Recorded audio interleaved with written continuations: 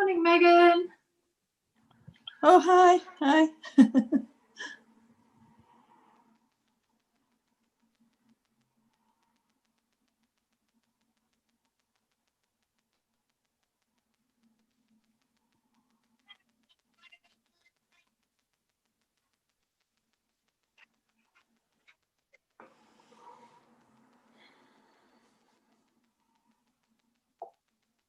Thank you, Chair. The meeting is now live on YouTube. Thank you. Thank you very much.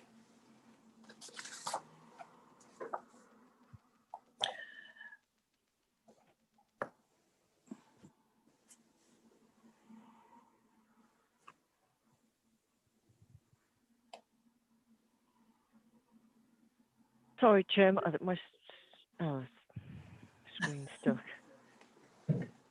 Okay. Can we start? Yes, please. Thank you. Yeah. Right. Good morning. Good warm morning and welcome to this virtual meeting of the Poverty Working Panel on Monday, 18th of January 2021. I'm your chair, Councillor Megan Armstrong. I would also like to welcome anyone watching the meeting via the live streaming. All participants here today are taking part remotely, and as well as being live streamed, the meeting is being recorded.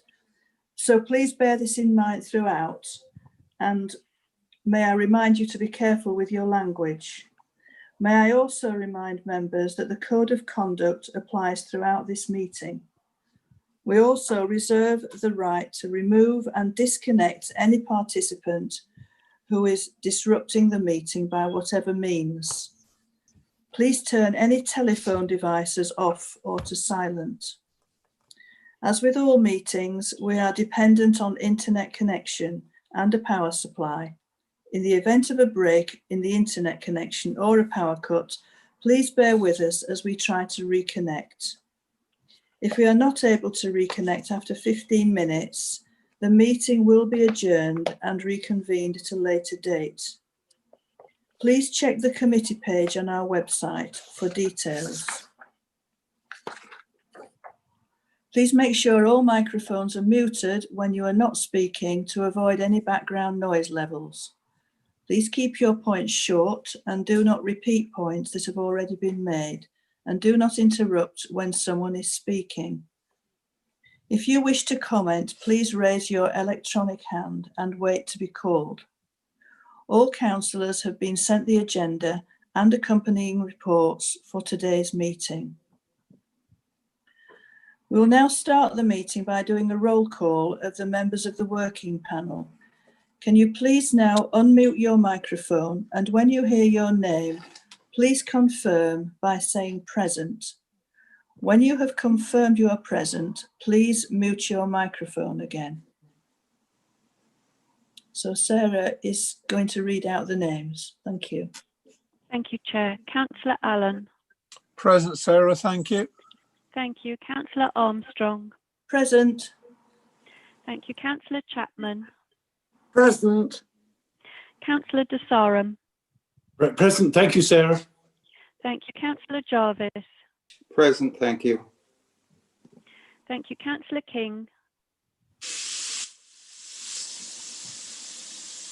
You're on mute, Councillor King.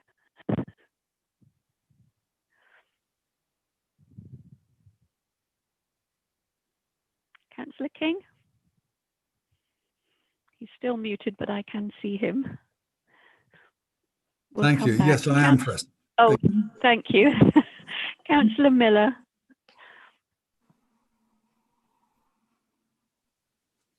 Councillor Miller.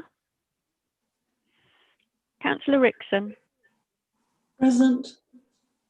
Thank you. Councillor Whibley. No. Is Councillor Miller here? No. Thank you, Chair. The meeting is quorate.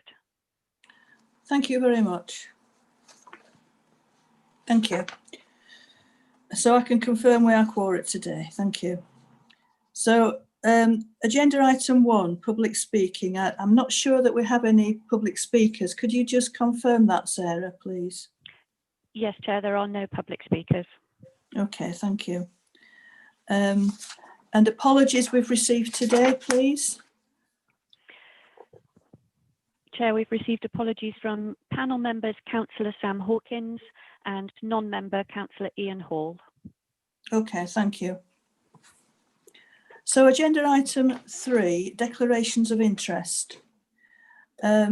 Declarations of interest will be noted by raising your electronic hand. If you have an interest, please now raise your electronic hand and advise the type of interest and the reason. Thank you.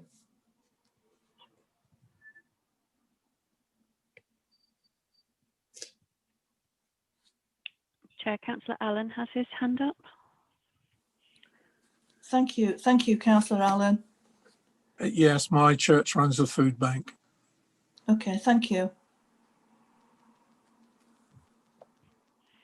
And I think Lee Tozer has his hand up as well. Is that right?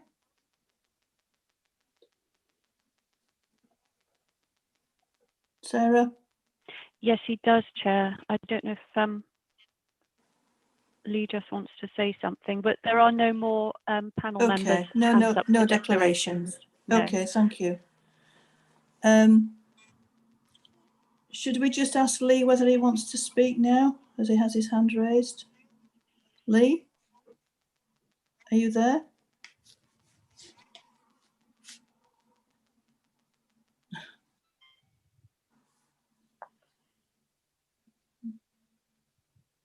Sarah, I can't see Lee, so I don't know whether he wants to speak or not. No, Shall we just move on? I would, yes, move on, Yeah, Chair. Thank okay, you. thank you. So agenda item 4, minutes of the previous meeting held on the 7th of December 2020, pages 3 to 9. The draft minutes of the previous meeting held on 7th of December 2020 have been circulated. If any members have comments on the minutes, please raise your electronic hand. If there are no electronic hands raised, I will take it that the minutes of the previous meeting are approved. Thank you. Does anyone have any comments?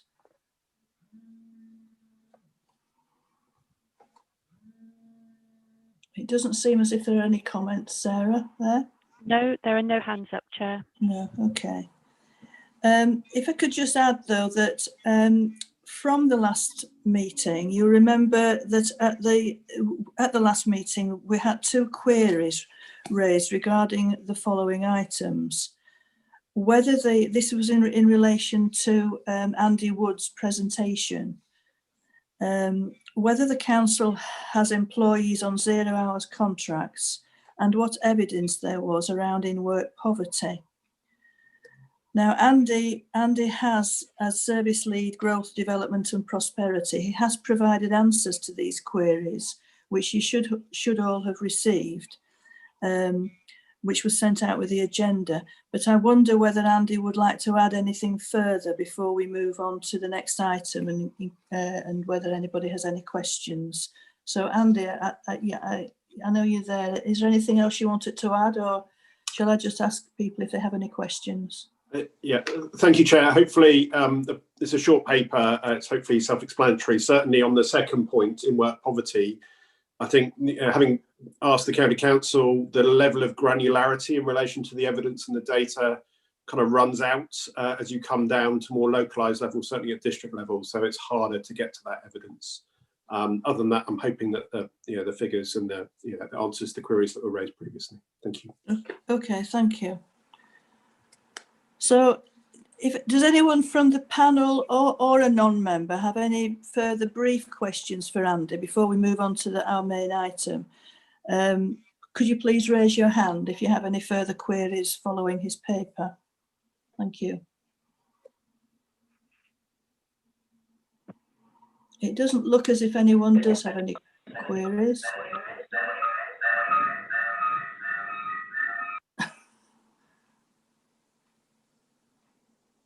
So if no one has any queries on Andy's paper, thank you, Andy, for sending that. That's very useful. We'll move on to the next item, I think. So item 6, this is our main item for today, along with Libby Jarrett. This is a presentation by Lee Tozer, Partnership Manager for Devon and Cornwall. Lee, if I have that incorrect, please tell me your title. Department for Work and Pensions.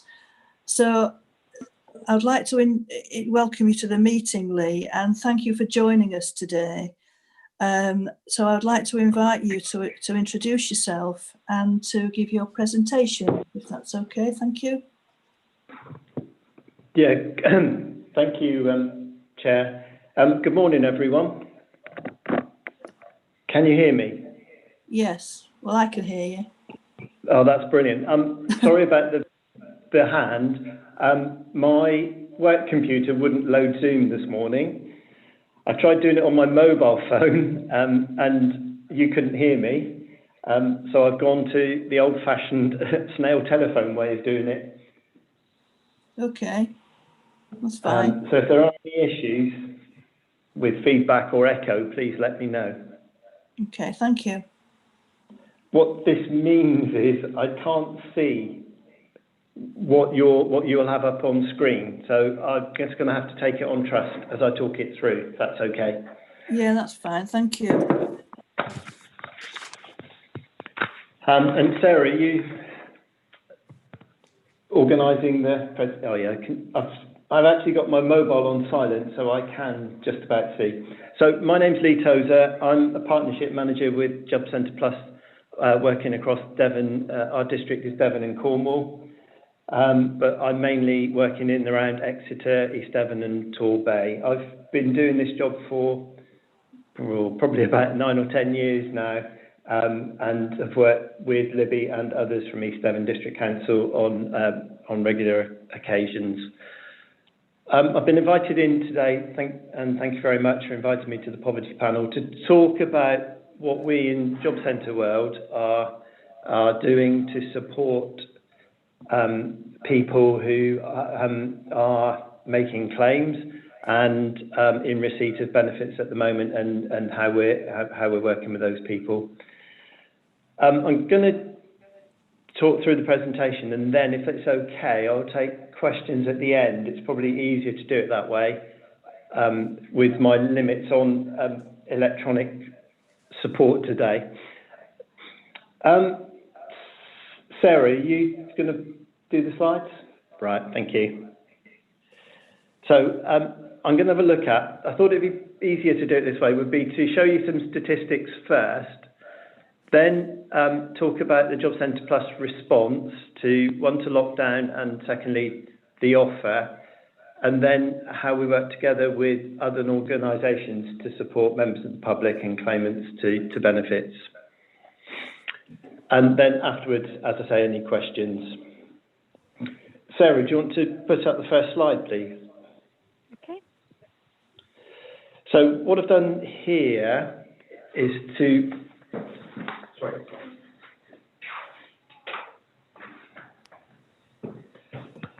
give you an idea of our universal credit caseload for East Devon.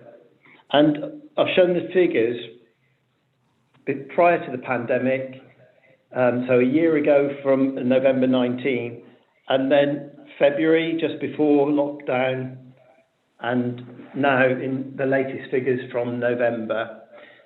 If anybody is interested in any of these figures, you can go on to Stat Explorer. It's an open statistical information, and the next set of figures, which will include December, will be out tomorrow. So just to give you a bit of background, so our universal credit caseload has gone from 3,267 to 8,600 in the past year. Now, to put that into context, the 3,267 number was from when we went live with universal credit. So for East Devon, that was about 18 months before. So in the 18 months prior to November 19, the total of our caseload register was 3,267. And as you can see, it went up by 500 approximately between then and February, so in the 3-month period. What we have seen since lockdown was a considerable increase through April and May, and then that's continued to rise slowly up until November, and that's pretty much a sort of like a low slope, if you like. It's gone up on by proportion each month. So we've got 8,606. The groups there, just to give you some background, the Searching for Work group replaces the ones on Job Seekers Allowance. So they're the ones that are actively available and looking for work and able to work.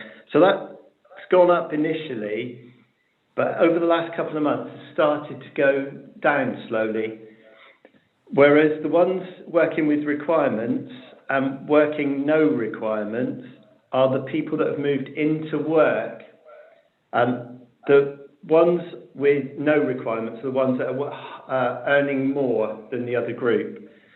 So you can see that people are moving into work. Might not be huge numbers, but people are generally moving into work and removing some of their reliance on benefits.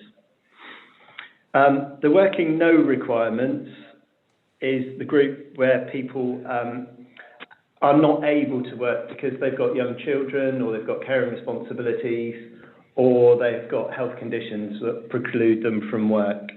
And that, as with the other groups, that's gone up proportionately over the period. The two groups at the bottom, planning for work and preparing for work, are people who either have young children between 3 and 4 or have a health condition where they could move back to work. So there's no mandation for them to look for work, but they're doing activity that's preparing them for the workplace. Next slide, please, Sarah. So with this one, I've tried to give you an age breakdown. So you can see for the young people 16 to 24 group, they've gone from 511 to 1,470. But in a similar vein, the 50 plus has gone from 665 up to 1,882. Similar kind of increase. There's a lot of emphasis by government at the moment put on young people, but other groups have gone up similarly as well, and the 50 plus in particular in our patch in around Devon. Next one, please. Libby asked me if I could try and get a breakdown by wards. And so what I've been able to do, and again, this is all information that's on StatExplore, you can break down by super output areas. And the whole of the constituency is broken down, local authority area is broken down into output areas. Just to give you an indication of some of them, 006 is Broadcliff, which includes Cranbrook. 003 towards the bottom is Honiton St Michael's. 005 is Axminster. 002 is Honiton St Paul's. And 020 is Exmouth Littleham. And there are 4, I think, output areas that include Exmouth, so there are a number. But it gives you a breakdown of what's happened in your local areas. I think, just looking at it without doing any calculations, you can see that the Broadcliff Cranbrook area has been one of the largest increases in the local authority area.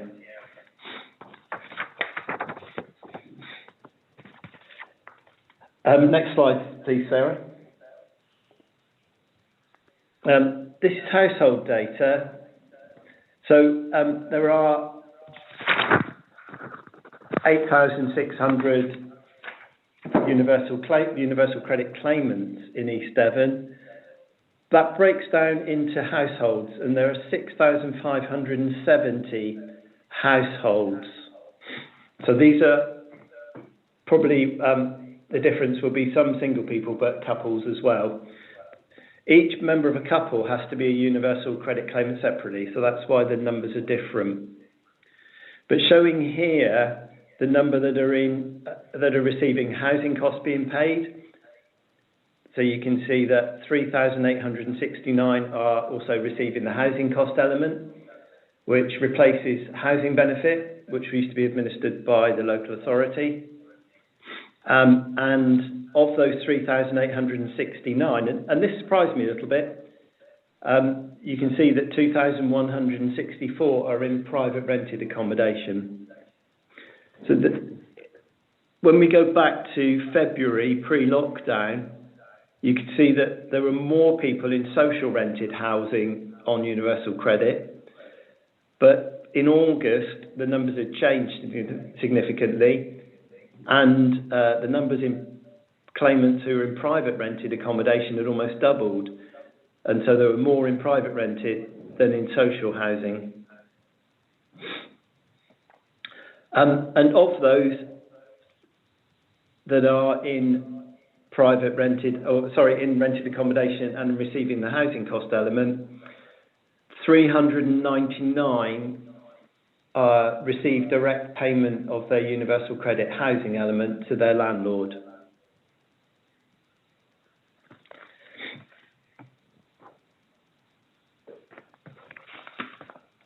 I just wanted to highlight some figures that aren't in the presentation that I had a look at just now. But of the 6,570, 3,436, so well over half, are single households. So single with no children households.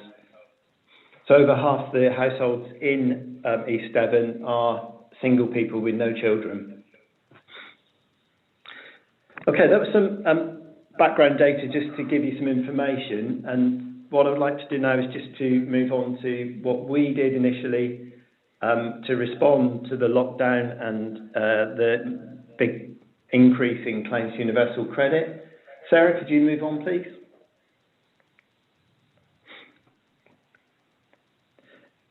So from the 23rd of March, when the government locked us down, job centres were closed to the public.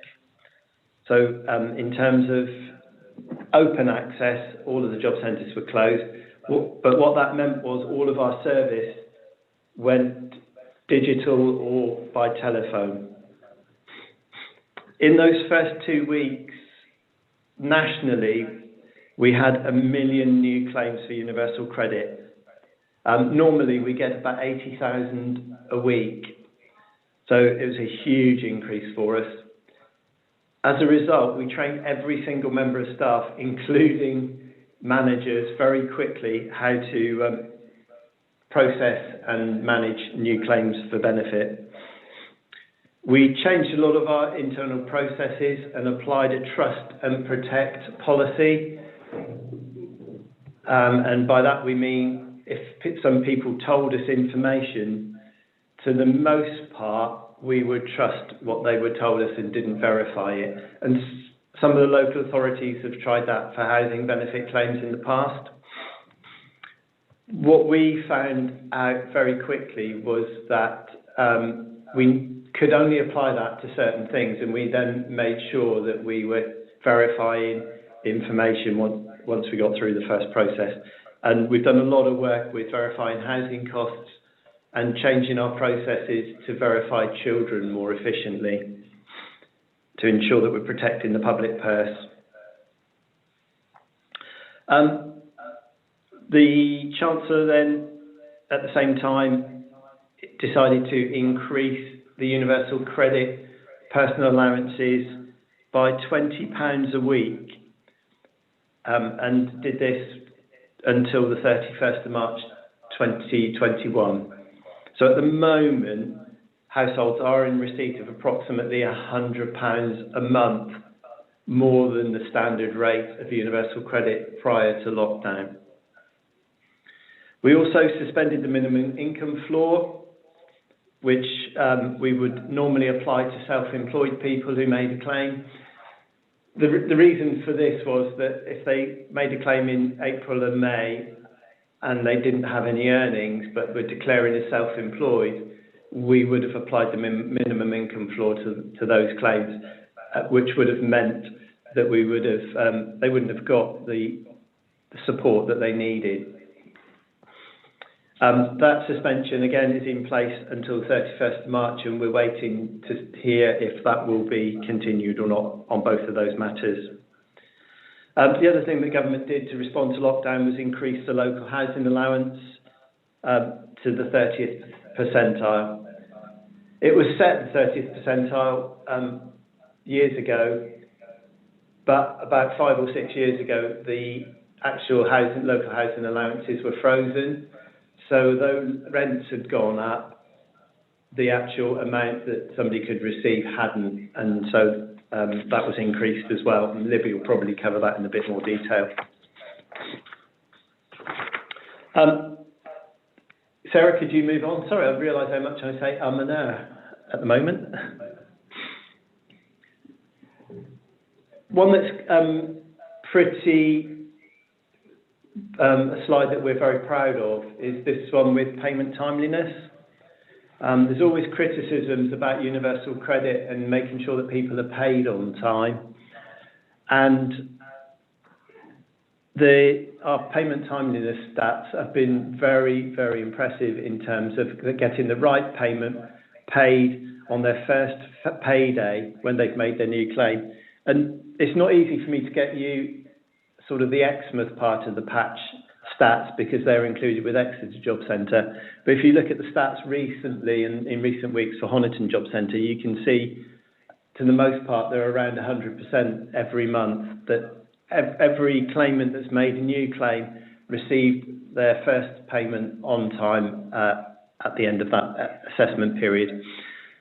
The reasons that not all the time are paid in the first assessment period is that it's usually that the claimant hasn't verified something that we need to process that payment.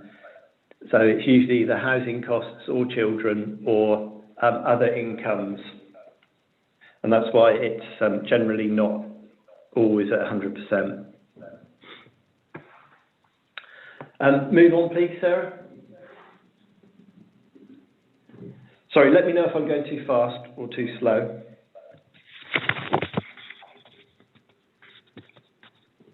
So this one is about the Job Centre Plus offer. I'll just give you a few moments to have a look at that, and then I'll talk you through some of them. So we've got a plan for jobs about working with employers. We've got support for people claiming benefits. And then we've got our different teams within the job centres.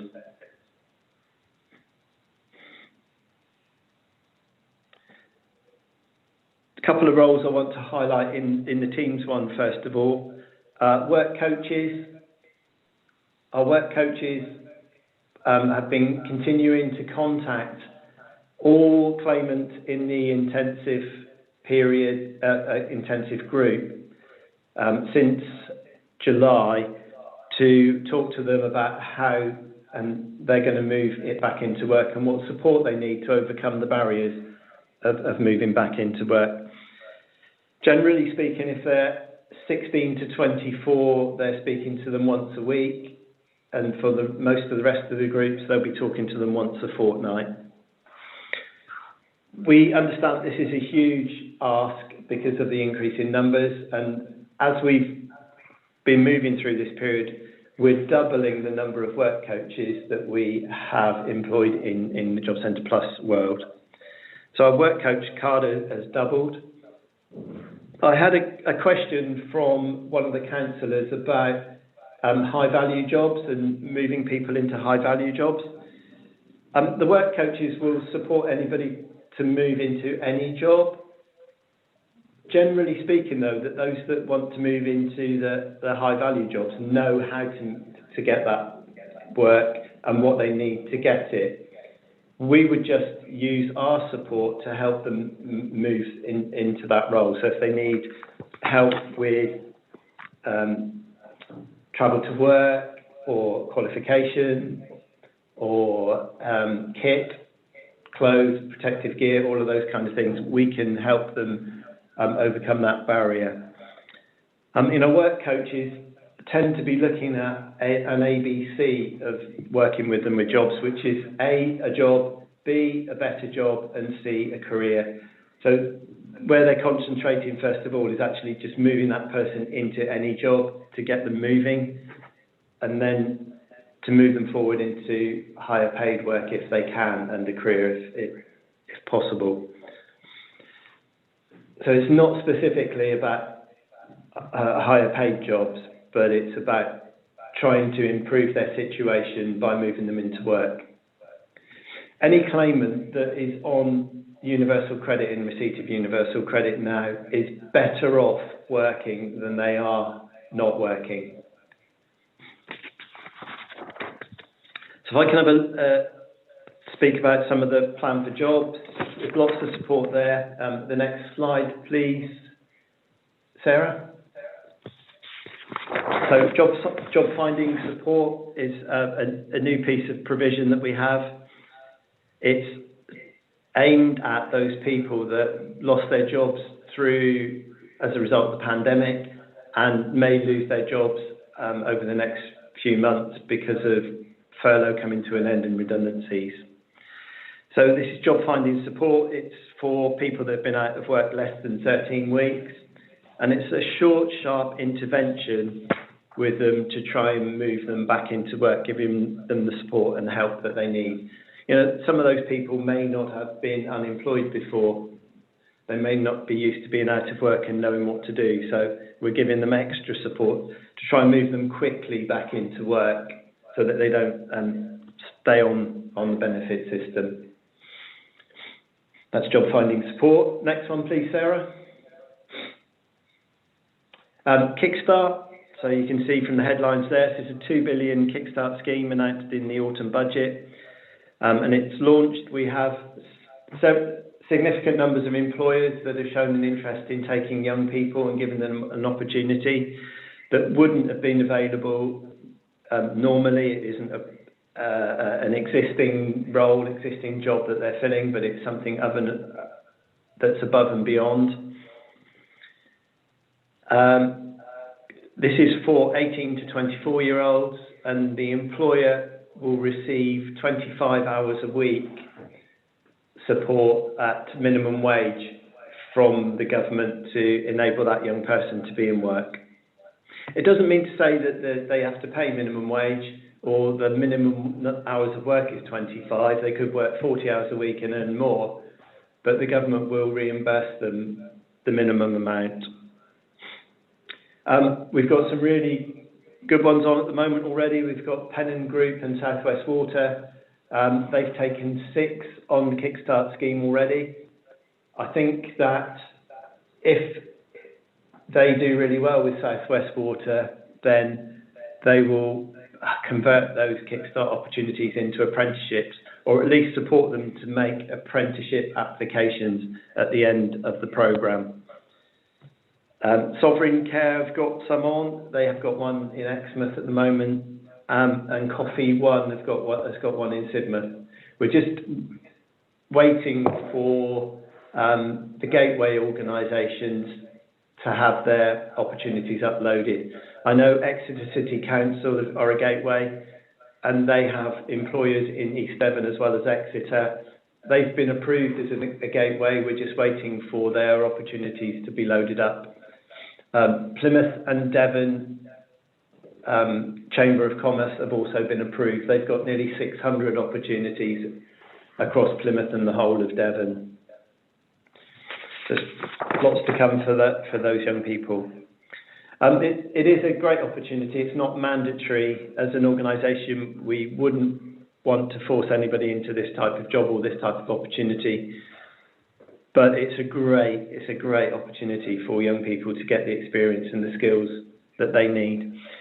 And what we found previously with similar schemes is that significant numbers of young people and the employers convert them into jobs. So they move from the Kickstart or work experience into jobs with the same employer. Move on, please, Sarah. Sector-based work academy program is a training program that we do with employers, where if they're doing a recruitment, we will look at doing some upskilling, some work experience with anybody, but mainly young people, to try and move them into those jobs. So we agree pre-employment training, we agree how they would get work experience, and that's been quite difficult in a virtual world. And then the employer, as a part of what they give back, will guarantee that person an interview for the job. There's a link there to gov.uk if you're interested in sector-based work academies and any more information. We've recently run one for our recruitment, and across Devon we had 2 sessions with nearly 400 people dialing in via Zoom and Teams to attend a meeting. Next one, please, Sarah. So in the support column in this slide a couple of slides ago, one of the things we had was our flexible support fund. And this is a fund that we can use locally to purchase provision and support that will help overcome barriers to employment. So the things we've bought that are available in East Devon, in Exeter Job Centre and Honiton Job Centre, we've taken feedback from claimants and our work coaches, and we've purchased mental health support, which is it's not replacing the mental health provision and counselling services that come through IAPT across Devon, but it's sort of short support that will help somebody overcome the stress, the social anxiety of moving into work. So it's more about dealing with their stresses and their anxieties about moving into work and helping them to get those jobs. We've got 18 to 24 mentoring support, which sort of speaks for itself. We've got IT support for the 50 plus. We've bought some digital support for young people, which has included giving them a tablet at the end of the programme. So a lot of our youngsters have said that they can't access systems, so we've tried to provide that to a small number of people where they don't have access.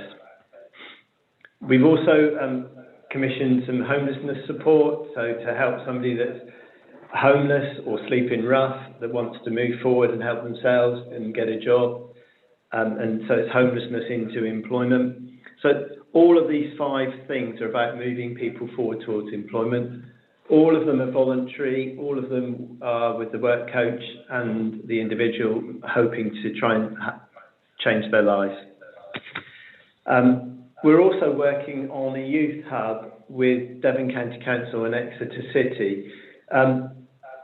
This will provide support and information to young people who are looking to move into work. We're hoping that this will come to fruition by the end of March, but will be available to any young person living in the Exeter, Mid Devon and East Devon area. So there'll be a youth hub service available where people can take advice and get information and move forwards towards not just work, but apprenticeships, education, training, whatever they need to move them forwards in life. Next slide, please, Sarah. Just some examples of how we've been working together with yourselves, with East Devon District Council. So we've had regular meetings with housing and benefits and EDO at Honiton Job Centre and myself. So looking at how we can work more closely together. We've talked about how we can use and support some of the things with our Flexible Support Fund, Your Hardship Fund and DHP to help our customers. East Devon District Council are also a social landlord in their own right, and EDC are a trusted partner for us in Universal Credit, which means they have access to the online portal, and that helps with verification of housing costs for individuals. So if it's a social landlord through a trusted partner, then the individual doesn't have to provide us with the documentation to verify their housing costs. We just do that as a direct link with the social landlord through the portal. Sarah, next one, please.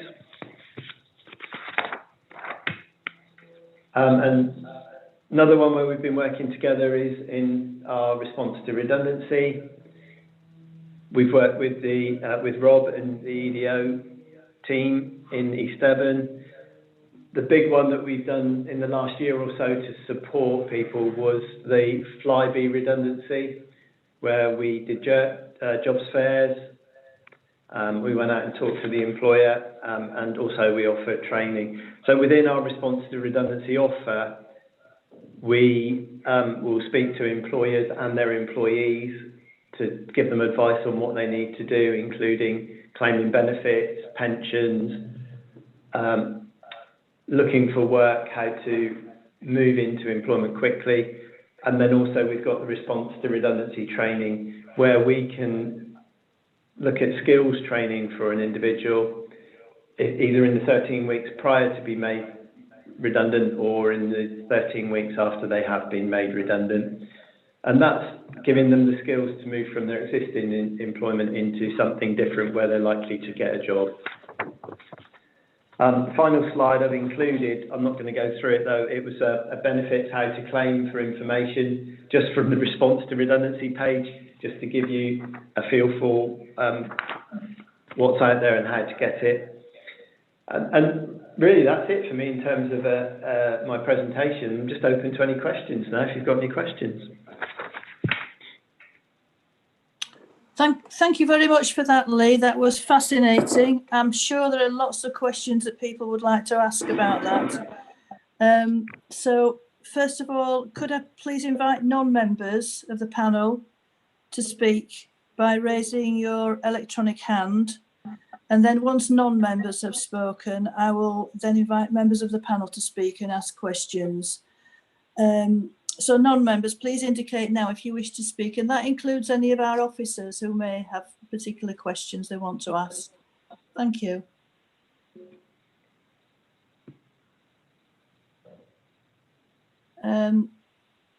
Sarah, That's I think good. Jack, is Jack the first on the list? Yes, Chair. Yeah, Councillor Rowland's on mute at the moment. Oh, right. Councillor Rowland, could you unmute and speak, please? Yeah, thank you very much, Chair. I was just waiting for the invite before I unmute.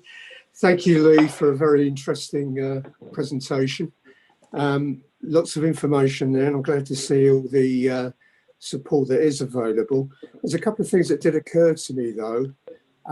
Because all the job centres are actually shut, and obviously it means that the people can't access the job points inside job centres at the moment.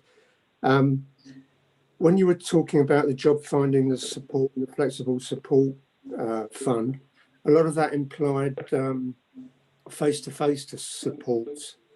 I'm obviously interested in the people that perhaps are falling through the cracks, which may be classified on your system as no fixed abode. Perhaps they've got access. Yeah, Jack, thanks for the question. I've finished. Failed to mention, although we closed initially on lockdown, we have staged opening since then, and so through July and August we opened all of our job centres, and that allowed for two things really. One, for vulnerable customers, anybody that couldn't access digitally or by telephone, to enable them to come in and present, and we would work with them to overcome any issues. And secondly, if there was anybody that needed to use a PC that couldn't get access to one, then they were able to do that as well.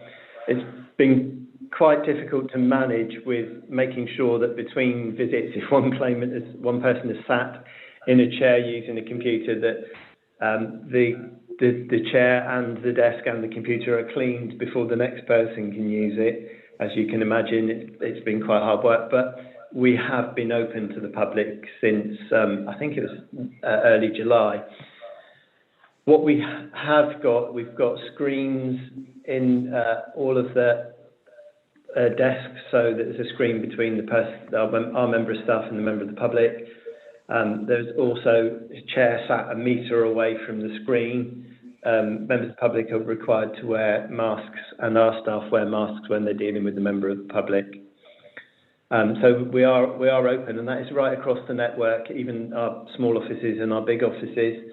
What I have seen this morning come in is that we're reducing our service during this lockdown because we're trying to keep as many people at home as we can, is to have the service, the job centre, physical opening hours between 10 o'clock and 2 o'clock. And so we are maintaining our service being open, but it is a reduced service at the moment for this short period of time. Thank you for that, Lee. I think Jack, you have some more questions. Yeah. Well, sorry, yeah, I presume as well, you didn't mention about the sort of level of current job vacancies, and I presume as well that they've shown a decline because of the circumstances at the moment, about what employers are willing to advertise. Yeah, or able to advertise, rather. You would think that the reduction in job vacancies has been in retail and hospitality, in some retail and hospitality, high street. But if you look, there have been some big recruitments. Amazon have recruited into their logistics centre. There have been lots of vacancies, especially earlier on, with the supermarkets, with Tesco, Sainsbury's, etc., all recruiting across the patch, and still have those people in place. The care sector is recruiting. The NHS are recruiting to support the vaccination process and the testing process. So that there are significant numbers of vacancies out there. It's probably the number of vacancies haven't gone down. They just are in different sectors than our normal recruitment. Okay, thanks. And just you mentioned about the Stat Explore. Do you have to go onto the DWP site to access that? No, or do you can do Stat Explore on Google. Okay, thanks. So it's Stat Explore. Right, thanks. Thank you, Lee. Thank you, Jack. Is that all for you for now? Yes, thank you. Okay, thanks a lot. Is it Marianne next, Sarah? Yes, Chair. Councillor Rickson. Okay, thank you, Marianne. Thank you, Chair. I've got several questions actually. Going through the presentation, with the Universal Credit age breakdown, it honed in on the 16 to 24 age groups and 50 plus, and you said there was similar increase in numbers. I'd just be interested in knowing whether there's any evidence of age discrimination, because this is something that does seem to happen. It's not something that I would be aware of, Councillor. All I can do is give you numbers. We, as an organisation, as I say, we've got big recruitment. We don't discriminate in age. Anybody who fits our competence criteria can apply for any of our vacancies. I haven't seen any evidence that that's happening elsewhere, but it's not part of any data that we would collect. I mean, about making people redundancy, they seem to kick people out because they're more expensive and then recruit younger people. Anyway, the next question is about household data. You said that over half were single households with no children. Do you have a breakdown in that, whether it's predominantly men or women? I didn't. I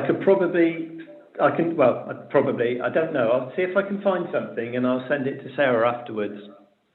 The reason I'm asking is because of the knock-on effect of entitlement to state pension in the future, because of course a lot of women are in lower paid employment anyway, and then they end up being unemployed and they don't have their right number of contributions, and so they end Yeah. up with poverty because when they become pensioners. My final question.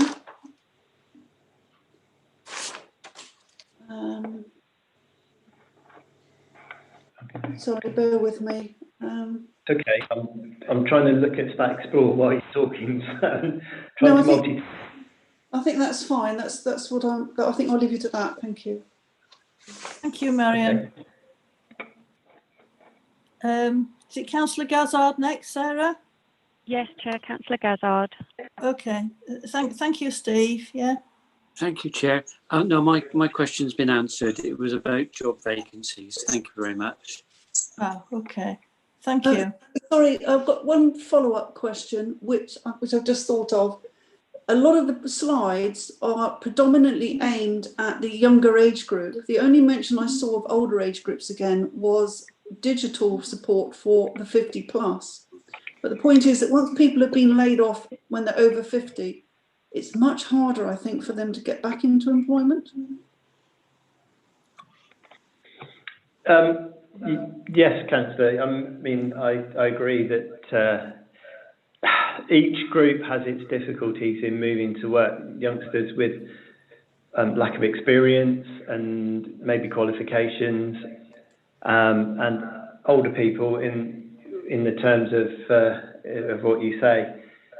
We work equally with both groups to try and support them, but you're right, there is more support at the moment for young people. The government have acknowledged in a lot of the announcements that they've made that this pandemic is probably going to disproportionately affect young people, and that's why there's more support at the moment. Okay, thank you. Is that all right, Marianne?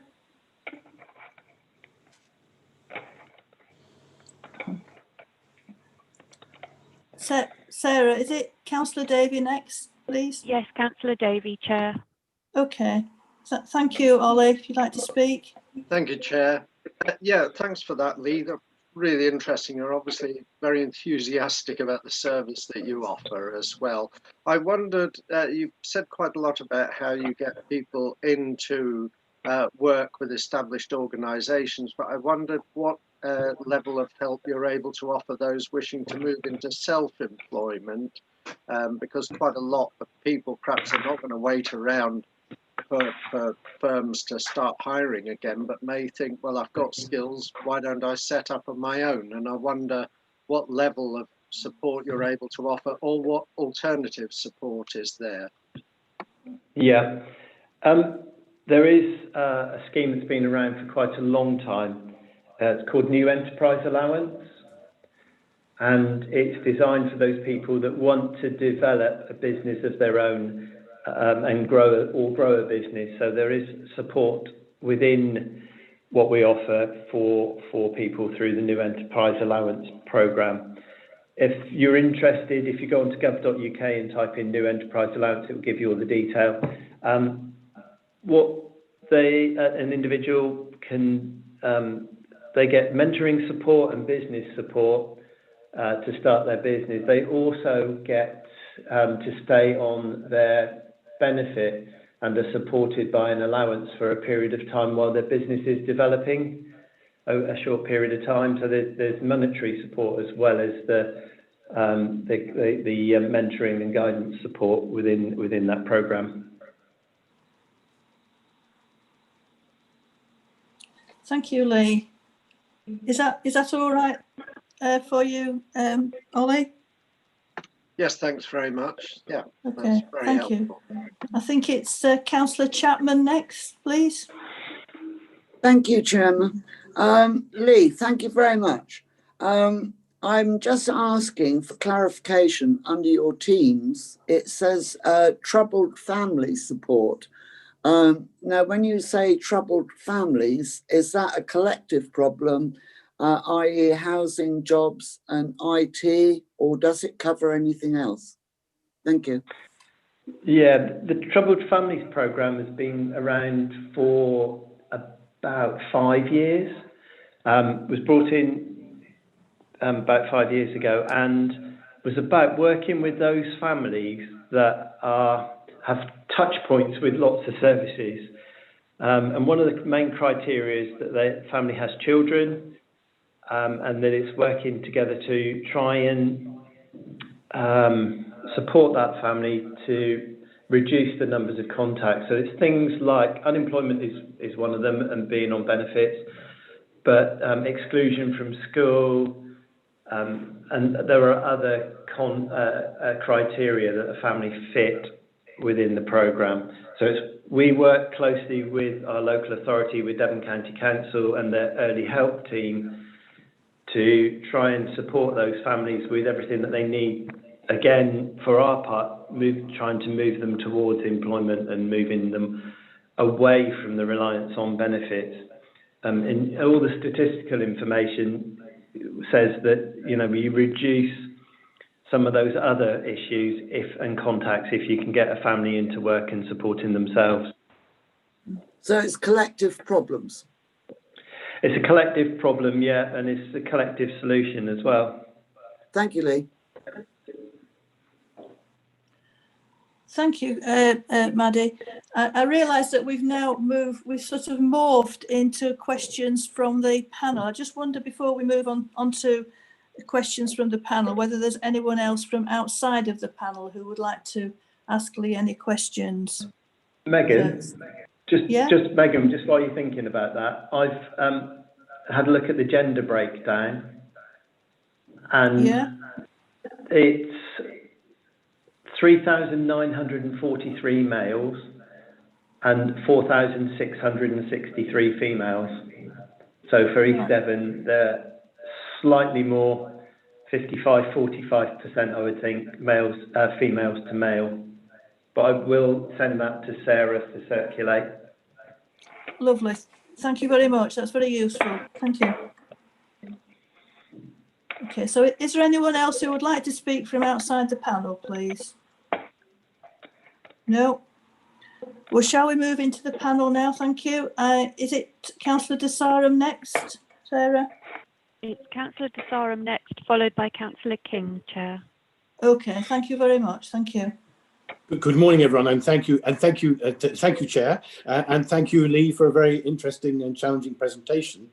What I wanted to ask was, with national budgets coming under great challenging conditions due to COVID, you outlined lots of series of measures such as job finding support, kickstart, and the work coaches. And if I heard it correctly, you said that you were doubling the amount of work coaches.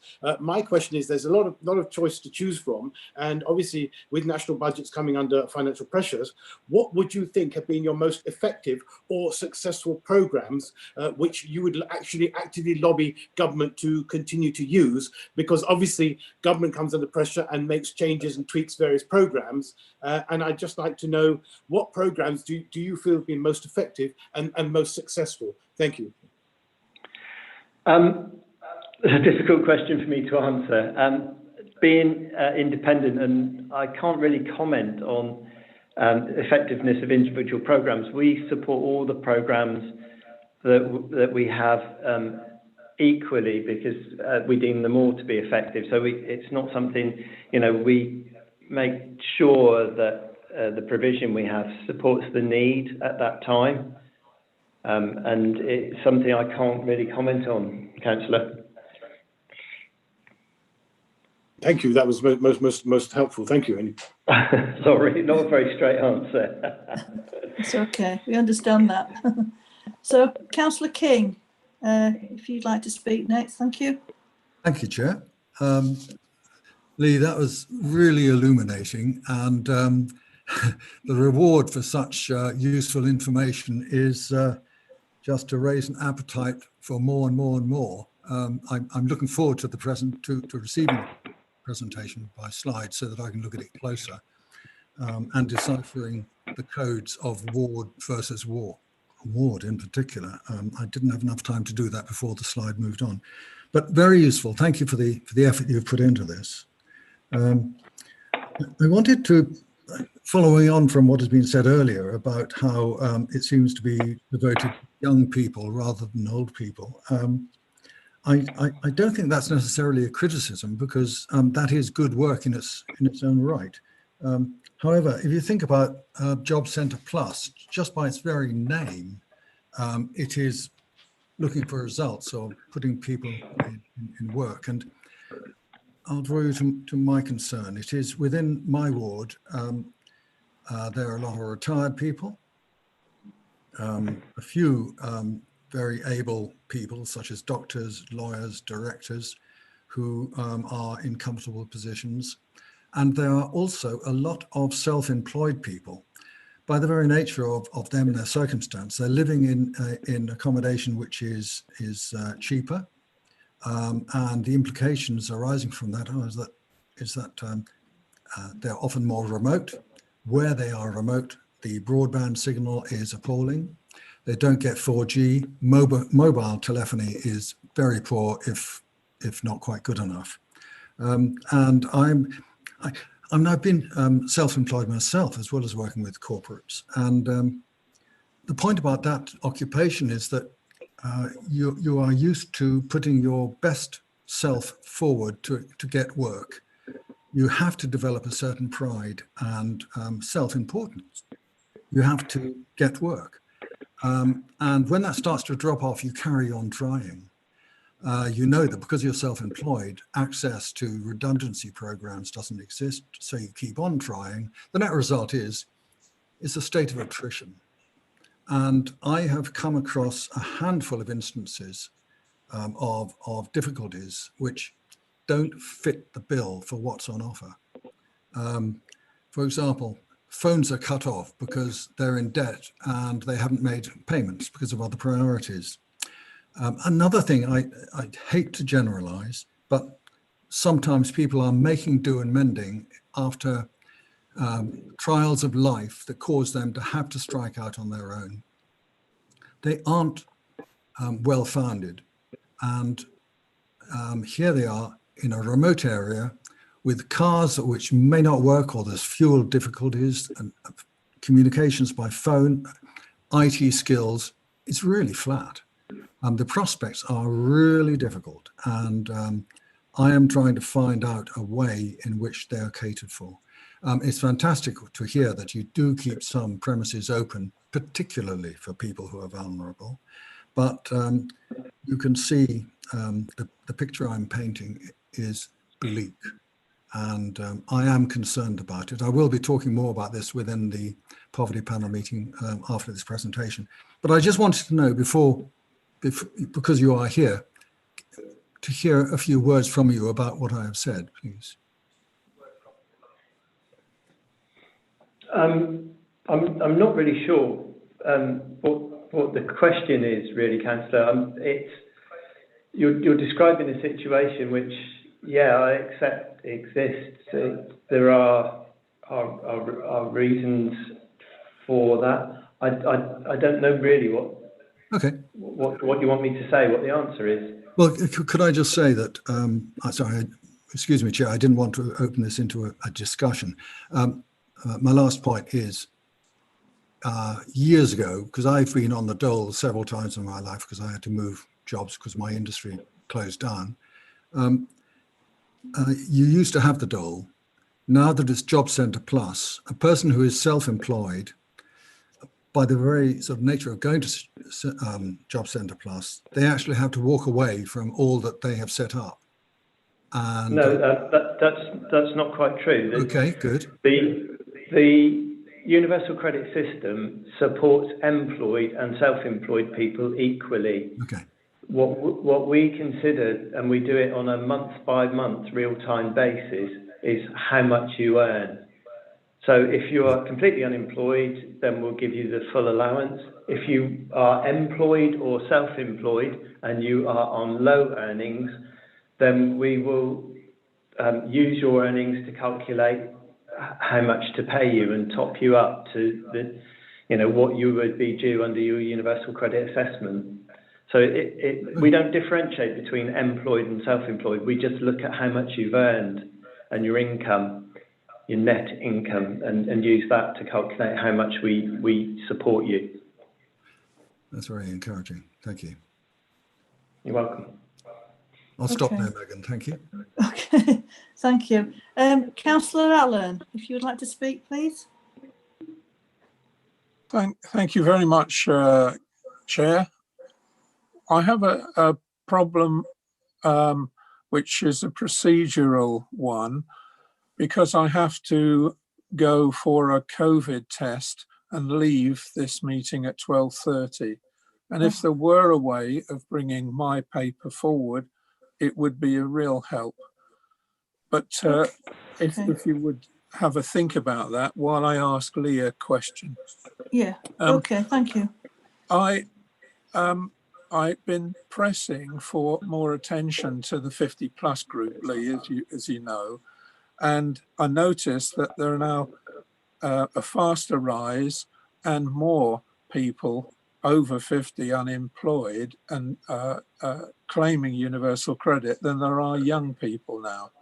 And to go back to Marianne Rixon's point about equality measures, this does seem to be a real problem that needs looking at.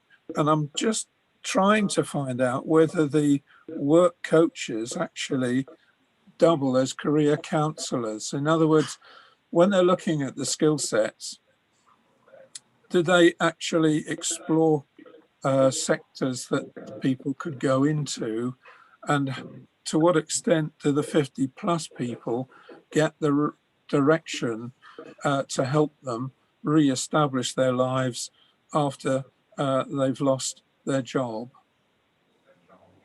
So Mike, it's a number of questions there, but as I said earlier, we don't discriminate between young people and older people in terms of how the work coaches conduct their interviews. So the work coaches are looking to try and support the person to move them into work. And that's, for some people, that will be about changing their careers and trying to work with them to look at changing their mindset about the type of work that they are willing to do. So to enable them to do that, they have to consider what transferable skills the person has and what support they might need to transfer that into a different sector, different type of employment. Do they need a certificate or a license or a short qualification that would help them make that transition? And if they do, then we can support them to do that through some of the funding options. But it's about trying to, work with all people to try and move them into work. I think there's a bit of a perception that young people need more support because they haven't had to look for work themselves in the past necessarily, or they're not used to the job market. And that's why we talk to youngsters on a weekly basis, but older people on a fortnightly basis, and that the older people are more likely to do what they say they're going to do to look for work, whereas the youngsters need a bit more encouragement. kick up the backside or encouragement.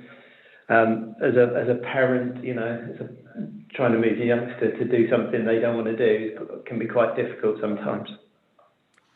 That's great. My main concern, going back to what Fabian King said, just to come back very briefly, is that when people are re-evaluating using their pension to set up new jobs, they need a very good understanding of whether their ideas will fly or not.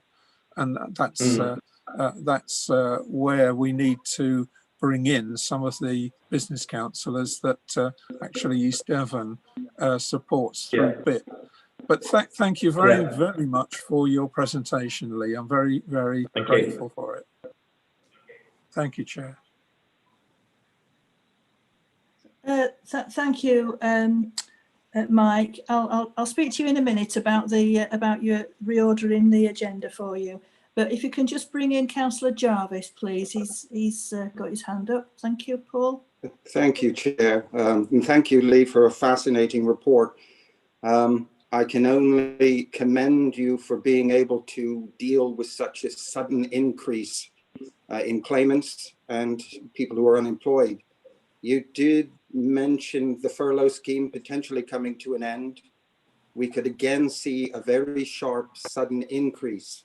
Many smaller businesses are relying on the furlough to keep their employees in place. When furlough is gone, they're going to, especially on the high street, they're going to have to look at their workforce because they need to survive as a business. So we may see, like I said, a sudden sharp increase if the furlough ends. Do you feel confident that you will get the support as an organization that you need to try to deal with yet again a potentially large increase? There's, I mean, two things to say to that really. One, we've done it once already, and we're very successful. The second is we're recruiting work coaches as quick as we can at the moment, so increasing our workforce as well. So all of us managers who like to think we sit at a desk and go out and talk to people and do presentations and manage staff, we're also benefit processors now. So, you know, we can drop in and out of whatever we need to do. What was surprising, and you know, the Universal Credit Computer System has taken a lot of knocks in the press over years about capacity and all those kind of things. But what was really surprising was that the Universal Credit Computer System stood up to that increase in load, and you know, has been as sound and secure as it could have, as we would have hoped and expected all the way through that period. So it's two things really: the system works, but also the staff have responded really well as well. Thank you. Okay, thank you, Paul. Could I just ask if there are anyone else at all who would like to ask Lee any questions before we move on, please? No raised hands, I don't think. So if that's all for now, that's great. Thank you. Thank you very much, Lee, for your presentation. Are we okay to say that we will be able to send out your slides to everyone after the meeting? Is that all right? Yeah, that's fine. None on those slides. It's all public information. Okay. The only one that I would ask, Sarah, if you could remove before sending it out, is the payment timeliness one. All right. That's not in the public domain. Okay. Thank you. Yeah. So Lee, I mean, are you able to stay with us for the remainder of the meeting? We'd quite like you to, if you felt you could do, if you have time. Yeah, that'd be interesting. If you don't, I'm just going to leave the room a moment and then I'll come back. But yes, I will still be logged in. Okay. Right. Well, thank you. I thought Lee might be processing some benefit claims from what he just said. Not anymore. Thank you very much. We'll join us later anyway when you get back. Thank you. Back in a minute. Thanks, Lee. I just want to sort out now. We've got Libby next, agenda item 7, an update on support measures.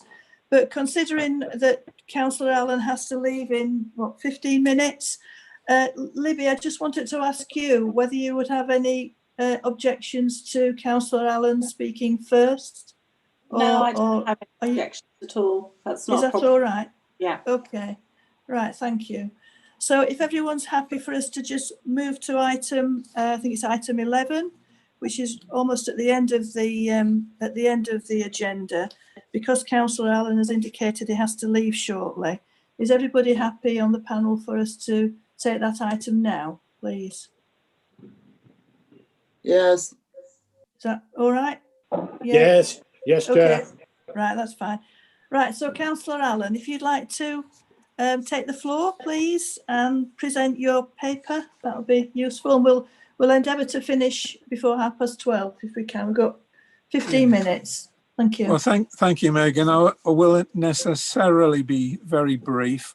The basis of the paper was to bring in some of the items which had been proposed by Libby and her team and the housing team in the past. Some of the things like looking at licensing to look at transport links and costs in the district, and help for rural isolation, which isn't clearly identified in a number of our discussions. There are other actions from council identifying, council unanimously requested identifying any emergency actions that could be taken, and especially with the new lockdown, it does seem that it's going to be an awful lot more people coming into poverty and even deprivation. The other ideas which have been put forward in the past are finding ways of helping people with catastrophic events, such as a serious chronic ill health problem that suddenly crops up, like being diagnosed with cancer that causes them to have to leave work. Relationship breakdowns, which are very common and often cause these single households to drop into universal credit.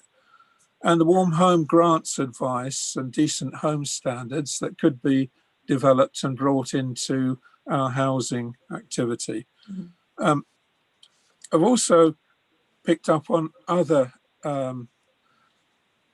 local authorities that did very good work, apart from the Cambridge one, which forms the core of the action plan. The Lincoln one and the Portsmouth one and the Bury one all bring in new ideas, such as leaflets that give debt and money advice that will be aimed at stopping people getting into difficulties with loan sharks. So that seemed a useful idea. And exceptional hardship funds, there are improvements. Apparently the government has now earmarked special hardship funds for the COVID relief area, and Libby, I'm sure, knows more about it than I do, but they're specifically for relief of poverty, and for us may be as much as £700,000. So the last one that I'll mention, the second to last one, is the digital issues, which is seemingly not emphasised in our work plan, but all sorts of discovering potential issues and other things can be done by digital. And then it brings me to the children's needs, with obvious needs in terms of digital support equipment and whatever we can do in that respect. And I'm sure Helen's got a lot to say on the health and poverty agenda, but there's free school meals and leaflets in GP surgeries as to combat problems would be really useful. So I've just left those on the table just so that you can have a look at them and evaluate them either now or in future meetings. Thank you very much, Chair. That's okay, Mike. Thank you for taking the time to list all these. And I know some of them we've talked about before, but there are others. Yeah, we will look at them all. I'd like to just check whether anybody has any questions, anybody from either outside or inside the panel at the moment, whilst Mike is still with us, if they wanted to clarify anything that is said.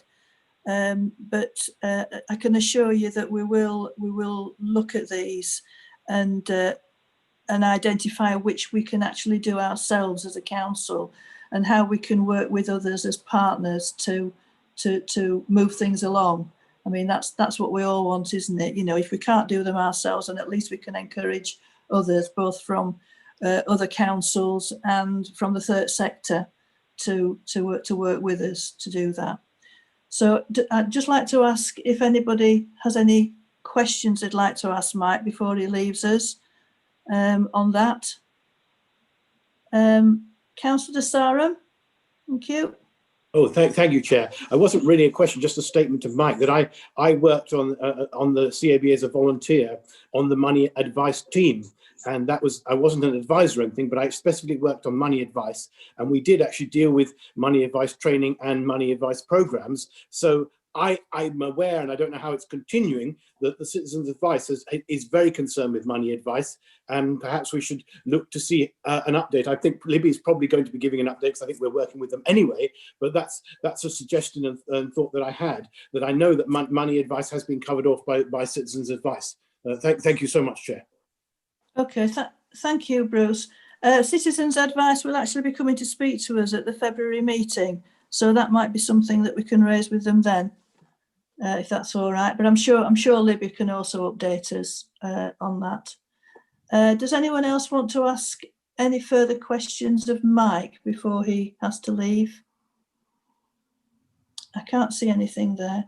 I didn't know whether John, did you want to add anything at the moment or ask any questions, John?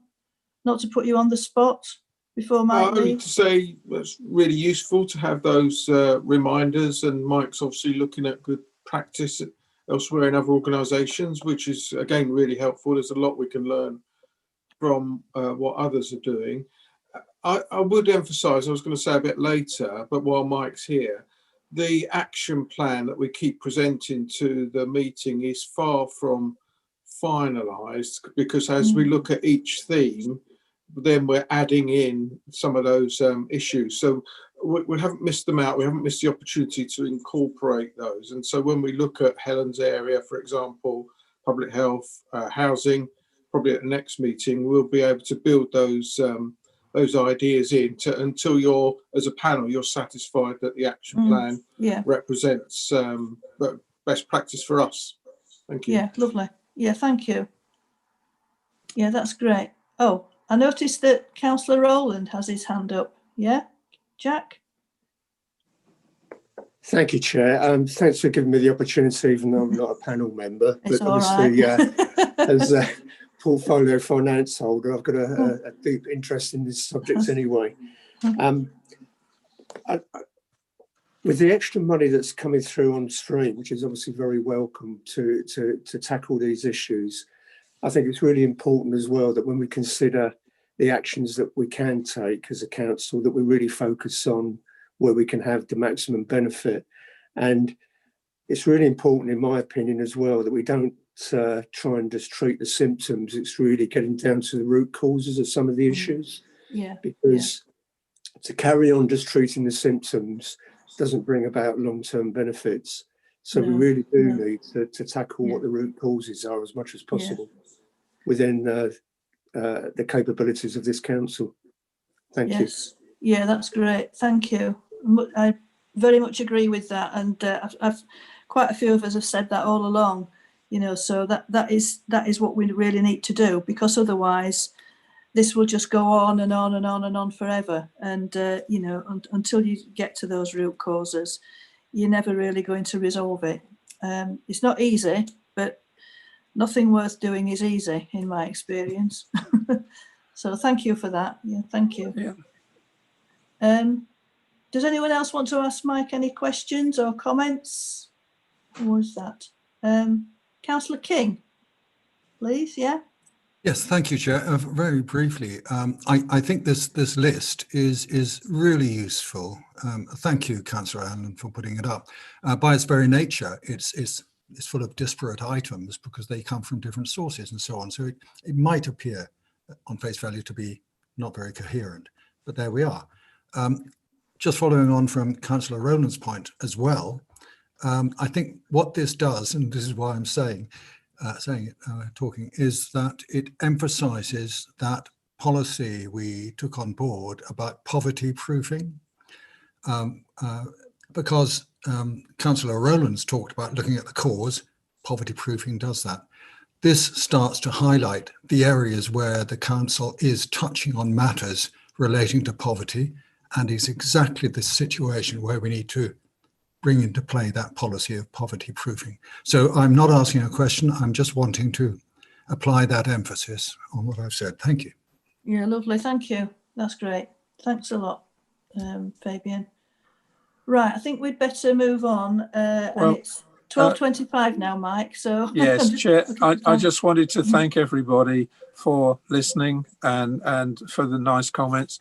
I just commend the ideas to you, because there's so many other good ideas coming out of John Golding and Libby and no doubt Joanne Garfoot's got others. We just need to do some emergency thinking, and I think that's what the unanimous verdict of the last council did. And it would be really wonderful if some very clear emergency recommendations could come from this meeting. But thank you very much for your indulgence, Chair. See you soon. Okay, thank you. Okay, bye for now. Right, so shall we move on to Libby, Service Lead, Revenues, Benefits, Customer Services and Corporate Fraud. And Libby, I understand, is joined. I'd like to welcome also Sharon Church, our Benefits Manager. So Libby, if you would like to just now update the panel on support measures that are in place at the moment. Thank you. Thank you, Chair. Good afternoon, everyone. I have got some slides for you. So hopefully Sarah has them and will be presenting them to the screen. If we can follow the same process that Lee did in that we'll have questions at the end. I think that's probably the best approach. So there's sort of 4 areas that I really wanted to touch upon. There are other areas that we're administering, but these are sort of the 4 sort of key areas at the moment that I feel would be worth keeping members up to date on. And I know that there is a lot of interest in these areas. So if we can, so the areas to look into to cover today are the Test and Trace Support Scheme, to give you an update on where we are with that. Council tax reduction, which is our working age scheme for low income households, and what the impact of COVID has been with higher caseload. The support that we provide around discretionary housing payments and our council tax exceptional hardship fund. And also to touch upon the COVID hardship fund, which we have for providing emergency need, help with food or energy costs or travel. So those essential needs. I will bring Sharon into the under the COVID hardship fund, because she is managing that area. And what we'll also touch upon is the work that we're that team are doing around financial resilience, along with working with partner organisations, and also to bring in some case studies to really hopefully bring this to life. But if we can move to the next slide. I must also say, this isn't my ability to sort of produce slides of this nature. We have used George, information data analysis officer, who is doing some work on the poverty dashboard, because these are areas that we need as managers of these areas to be able to track what's going on. Hopefully what this will do is to give that flavour to members on the panel about what a poverty dashboard could look like, and some of that early work that we've started on that. So in terms of the Test and Trace Support Scheme, the purpose of this scheme is to support low-income households who have been financially impacted, loss of earnings because of having to self-isolate. You may remember there was 2 elements to the scheme. The main scheme, which is a government criteria-led scheme, and then a discretionary element. So those that were that fell outside the main scheme, that we could they could be supported through a discretionary scheme. It was for councils to design that scheme criteria, but it was for those on low incomes. The main scheme is that part of the conditionality is that they have to be on certain benefits to be eligible. And sort of the idea of the discretionary scheme was those people may not be on those benefits at the time that they're needing to self-isolate. A claim could be in progress, which could prevent them from getting support and therefore not encourage them to self-isolate. So to date, this scheme went live in October. And as you can see from the slide, we've had 296 applications, 154 under the main scheme and 142 under the discretionary scheme. And then you've got the split between those that have been approved and those that have been rejected. So you can see that we've had 96 approved under the main scheme, paying out 48,000. Each award is £500. It's a fixed amount. It's not something we have discretion over altering. And then on the discretionary scheme, we've approved 78 applications. We have been given additional funding from government for this scheme. They announced that we would have a further, sorry, bear with me, £12,551.40 additional support for the discretionary scheme. The reason it's odd pence is when they did the initial allocation for discretionary, it was an odd amount and therefore it wasn't divisible by 500. And so this additional amount, they've factored that in. So we've now got a sum that is now divisible in whole by 500. So that's where we are on in terms of the applications. We did, as an authority, lead on a Devon-wide framework for the discretionary scheme. 72, some additional stats, 72% of the applicants are employed and 28% are self-employed. We've got 2,500 remaining on the discretionary scheme. That's having allowed for that additional amount.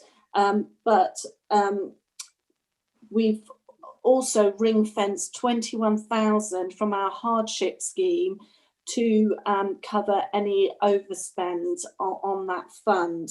The government are going to be reviewing the scheme because the scheme is going to run until the end of March, but it is being reviewed at the end of January, and there may well be additional funding given for the period at end of January until the end of March. So that's where we are with that scheme. Sarah, if you'd mind moving on to the next slide. Thank you. So in terms of this slide, what I thought would be useful, Sheffield did a study to capture data from authorities about how their test and trace scheme was working. It is anonymous, so you can't see the other authorities, but we were able to identify where we sat within that. What this is showing is really, I suppose, how well our application process is. What it's doing is, when you compare to other authorities, we've actually got a high level of sort of clean claims coming in.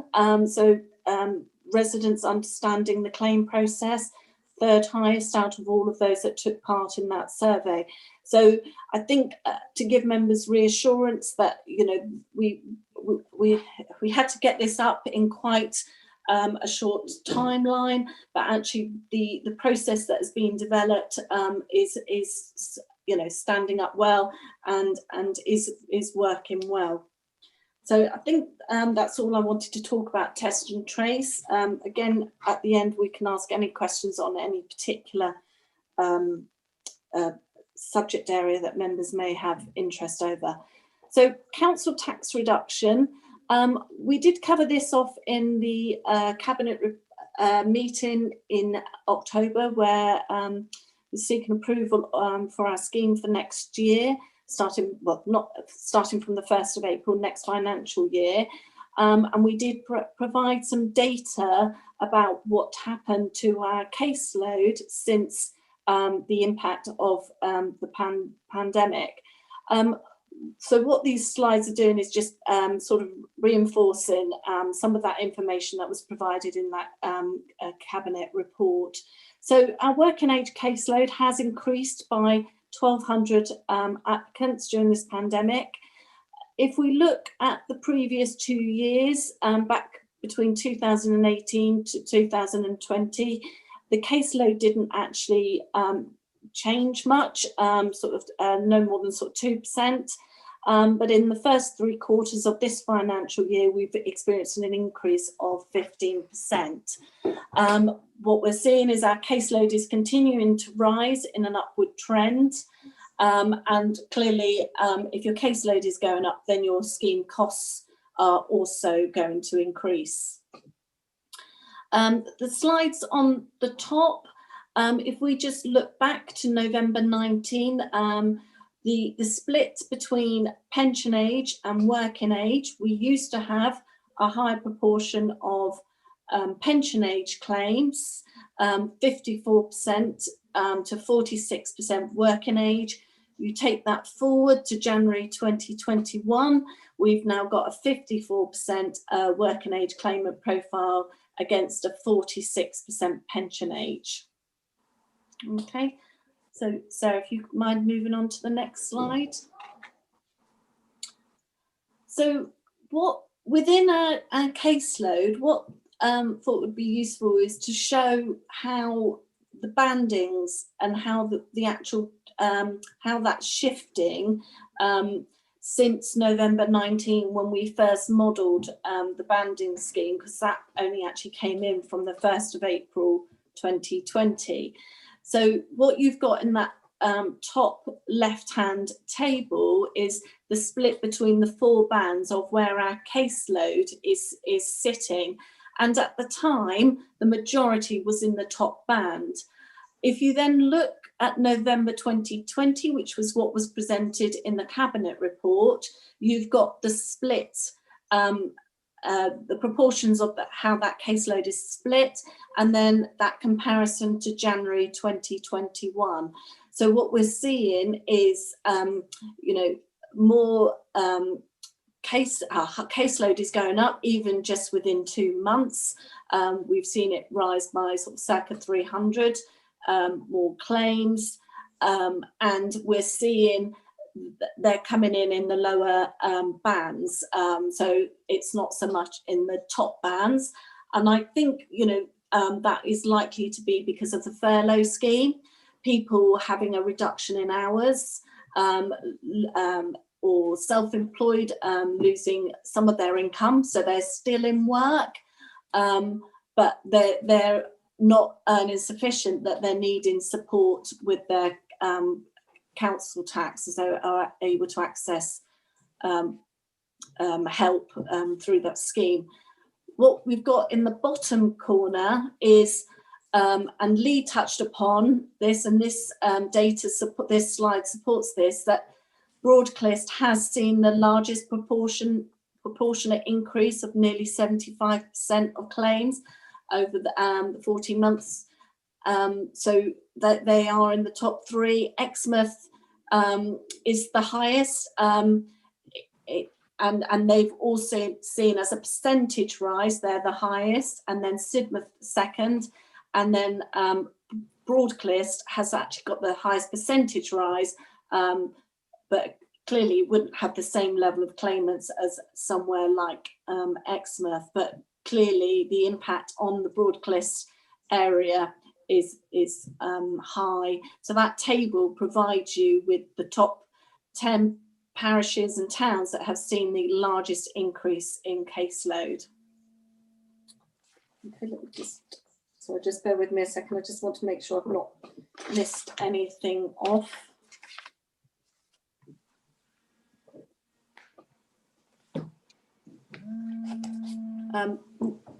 So this last slide on council tax reduction is really it's a tool that it's data that Sharon, as the benefits manager, and myself are able to now track how our caseload and applications are coming in.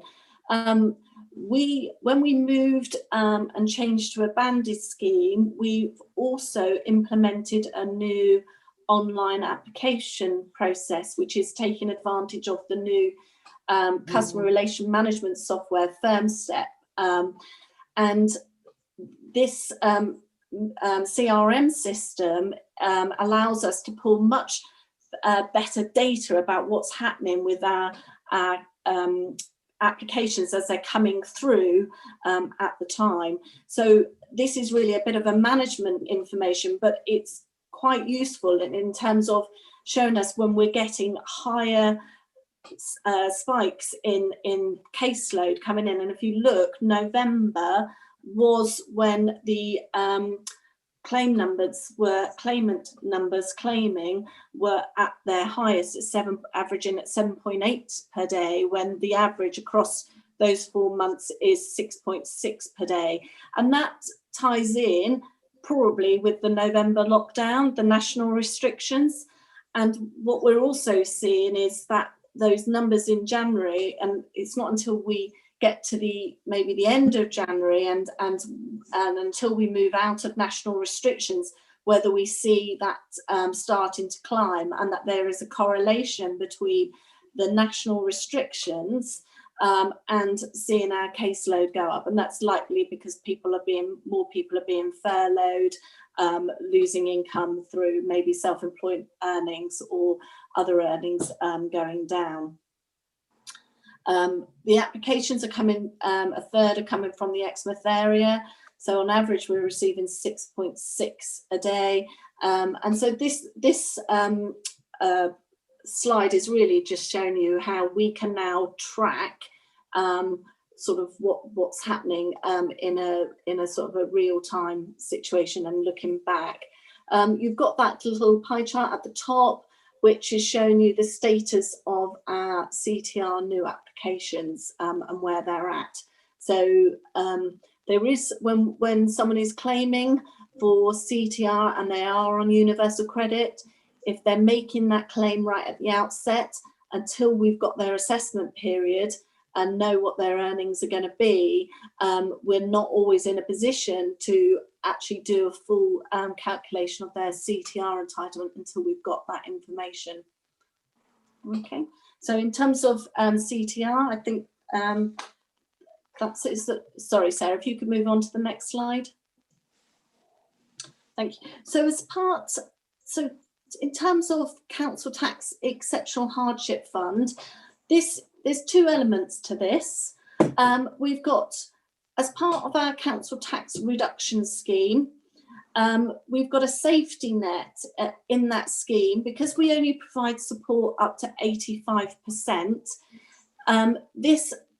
Our exceptional hardship fund, the EHF, allows us to provide support of up to 100%. It's part of a safety net, because not everyone can afford, and there may be circumstances where they need that top-up support.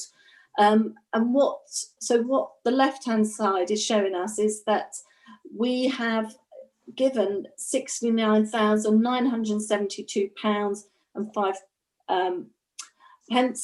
for those needing that additional top-up of up to of extra help on their council tax. 819 households have been supported through that, and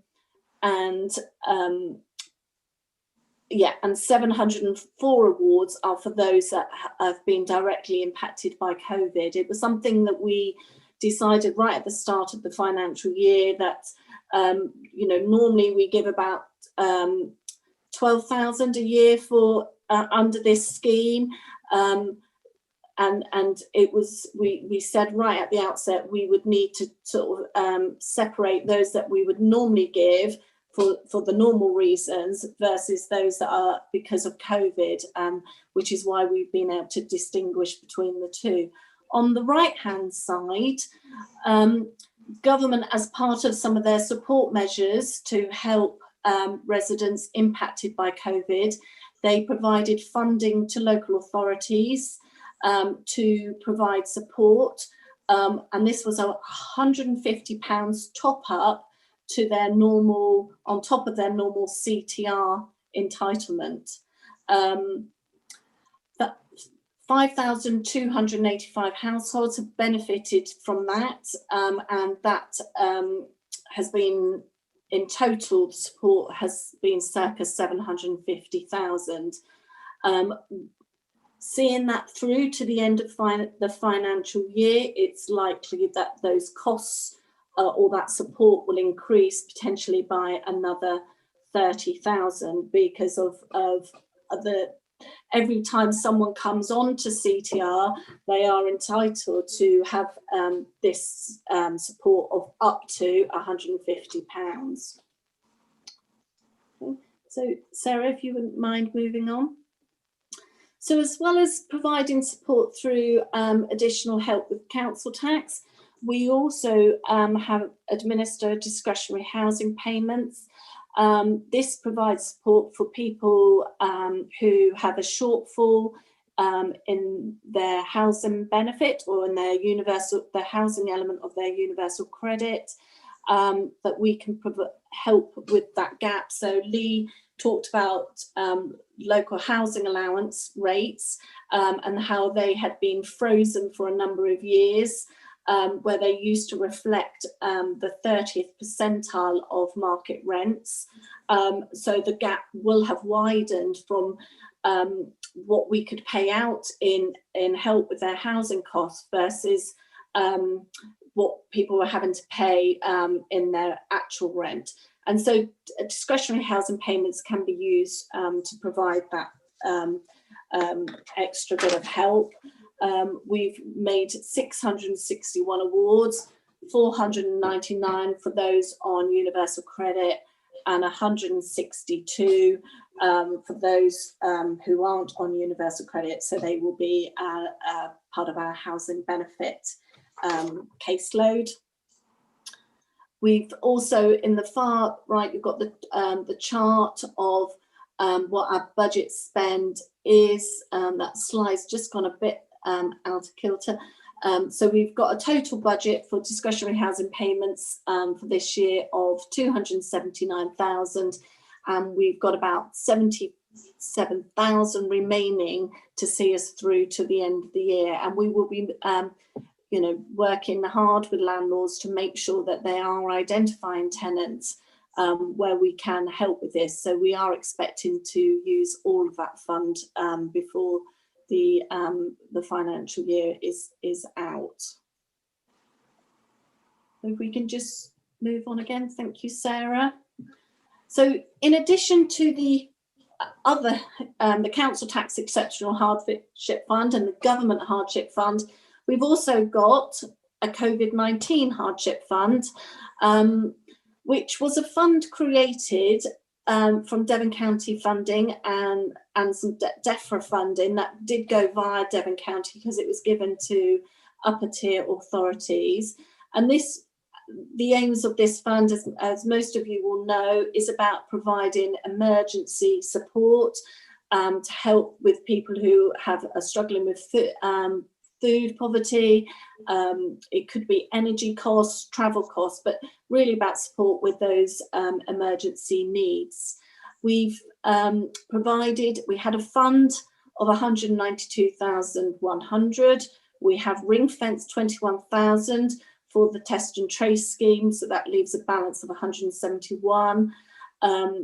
Just under 100,000 has been given direct support already to our residents in the form of food vouchers, gas, electricity and top-ups, and that's 376 awards. As part of that work though, we will be referring people on to other support. So you've got people have also had help with benefits, council tax, water care, and other advice agency housing, and also food bank referrals. And then in the top you've got this is our we have an online form that is quite a generic form that allows people to apply, filling out that form, and that helps us, and then they tick on there what they may need help with. Some may need help with multiple areas, and others may need just help with one particular area. It's quite generic. We've tried to keep it loose. We don't want to overcomplicate it, because otherwise that could be a barrier for residents to fill it out. And then what happens from there is we will look to triage those claims to look at those that will work with the financial resilience officer, where they may need more sort of intense work, or it could be that they just need help with their council tax, and then they'll go through to the council tax team, or it, as I said, it could be for multiple reasons. And you've got, again, that little pie chart about showing where most awards are in excess of the sort of £200 up to a limit of 300, and so sort of 74% of those awards are at that level.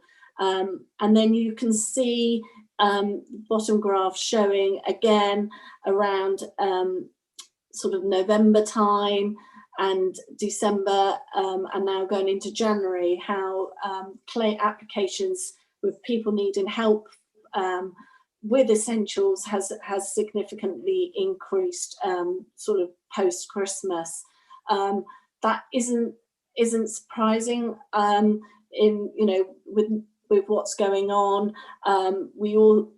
It's normal after Christmas that people really struggle to get through to the end of the month before they get pay. And of course, with COVID and national restrictions, then that will have compounded that issue. So we are expecting that fund is probably going to run out by the end of this financial year.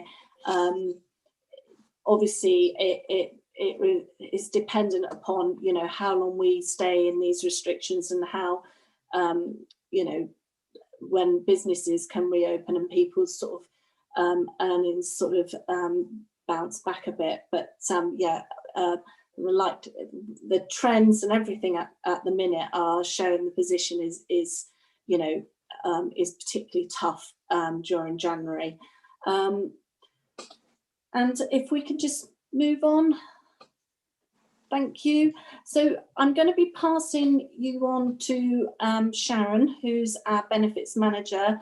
As I said from the outset, I thought it would be useful for her to bring her in. She is actually managing this fund and is working with the team that are administering and dealing with that sort of triage and making sure that that we are responding in the right way. Sharon's also been working closely with the Chief Exec at Citizens Advice. May be aware that Citizens Advice have been given some funding to also provide food and fuel, which is similar to what our hardship scheme does, and it's about how we can work with them and triage maybe into that scheme in order to keep our scheme to provide other help with other areas, and how that's going to pan out. So Sharon, are you happy to come in at this point? Sharon, are you?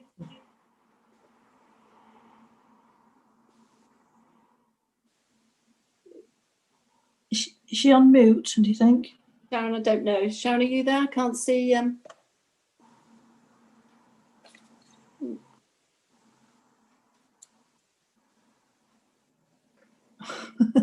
No.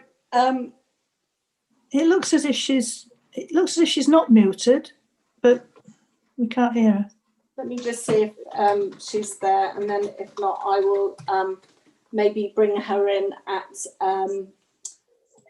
the end to talk about the work that that team are doing, which might be useful, because there is a lot going on, and I think it'd be useful for members to hear that from Sharon, but hopefully that will come. Can we just skip a couple of those slides, and maybe we can look to take some questions? So yeah, that's fine. And then maybe come back to that area. and I can also pick up, I know it's on the next agenda item, but some of the actions that we have updated the action plan, which John just mentioned. And so some of these things like the dashboard, having a sort of common financial statement, the work that we're looking to do with citizens' advice. I know a councillor previously mentioned, and Councillor Allen, about digital tools to promote the different schemes that are available there. There's some of the things that we've already reflected in the updated action plan, which we can pick up on the next agenda. So shall we pick up on questions now, and then hopefully go back to the case studies in a second? Yeah, thank you very much for that, Libby. And I realise how very difficult it's been for you the last few months.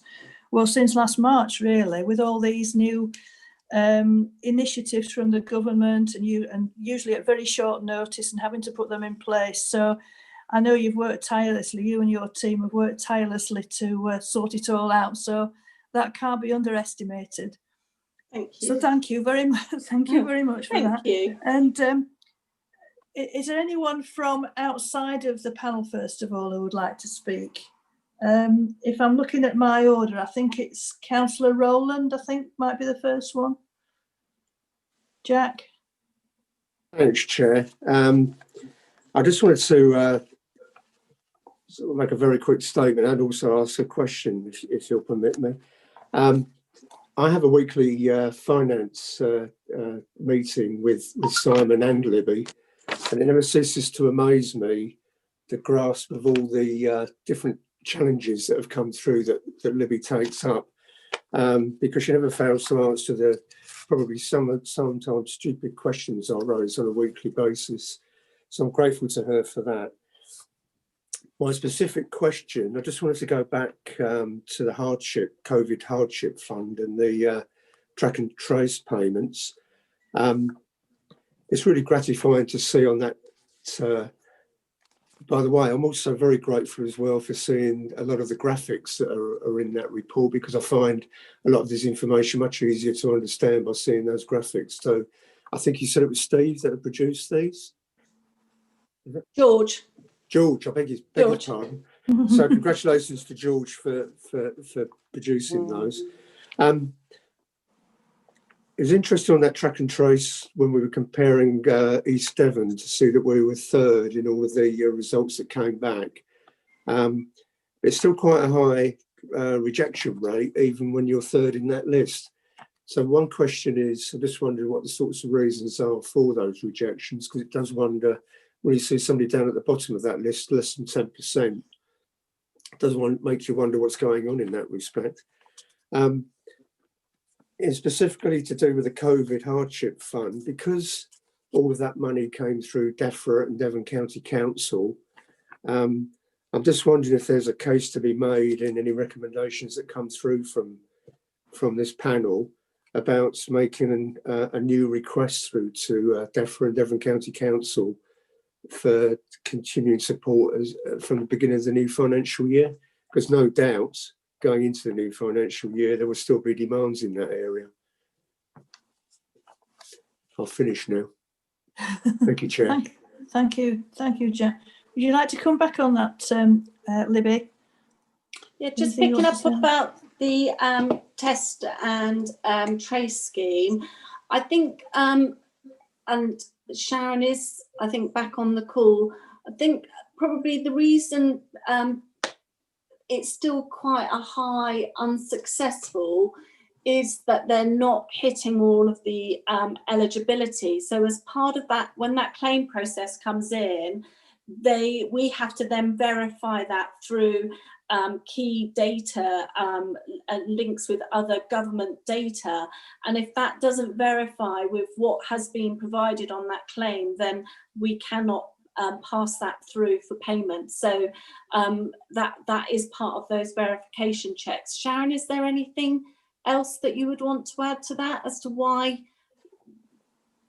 reasons why claims are being rejected? I think you're on mute. No, sorry, I think got problems with technical issues. We can't. Oh, okay. Oh, that's a shame. Hear Sharon, but yeah, I think that is the main reason that claims are, you know, they're failing through the verification stage at the back end. Okay, thank you for that. Oh, and sorry, in terms of the second question in relation to the hardship fund, I have got a meeting with county later this week to discuss the hardship fund. The funding that they provided was to take us through till September 2021. So it wasn't just up until the end of this financial year, but clearly it's looking like that we will exhaust that fund by the end of this month. And obviously, yeah, it could be a recommendation of the poverty panel that should they not come forward with additional funds, that poverty panel may want to make a recommendation to have additional funding, but obviously that's something that members need to consider. Okay, thank you. Yeah, thanks very much. So I've got Steve, Councillor Gazzard from outside the panel wanting to speak, I think. Thank you, Steve. Thank you, Chair. Can I first of all say thank you, Libby. It's a really excellent report, and as Councillor Jack Rowland said, the graphics make it even more easier to understand for somebody like me that's not very good with graphics and things like that. I was going to ask the question about the ones that have been rejected, because it is really high to me, the ones in the track and trace part. And you said about eligibility, that they don't meet some of the eligibility checks. Could you just, for me, just give me a couple of highlight some of the parts that they don't meet. And a question on the New Working Age application form and the chart that was there. I know it's more work for you and your team, but is it possible that it can be broken down into wards, please? Thank you. Libby, would you like to come back on that, please? Yes, happy to. I'll have to go back and look and see if we can get the data broken back. We might be able to do it down to parish town level, but we can certainly have a look at that. In terms of the types of eligibility criteria, it will be whether they are actually in receipt of one of those qualifying benefits. They've also have to have been impacted and lost income in order to be eligible for that £500 payment. So if someone is saying that their earnings will go down and it transpires that their earnings, because of their contract with their employment, that they actually retain full pay, then they wouldn't be entitled to, because they're not actually being financially impacted. So checks around the eligibility, also around the fact that they have to be registered on the test and trace system, the NHS system, that they have been formally required to self-isolate, and if they don't have the identifications that we have to verify again, that again can cause for them not to be eligible. So although they may declare and make declarations that they have been and they have IDs, unless they actually tie up, then we wouldn't be able to.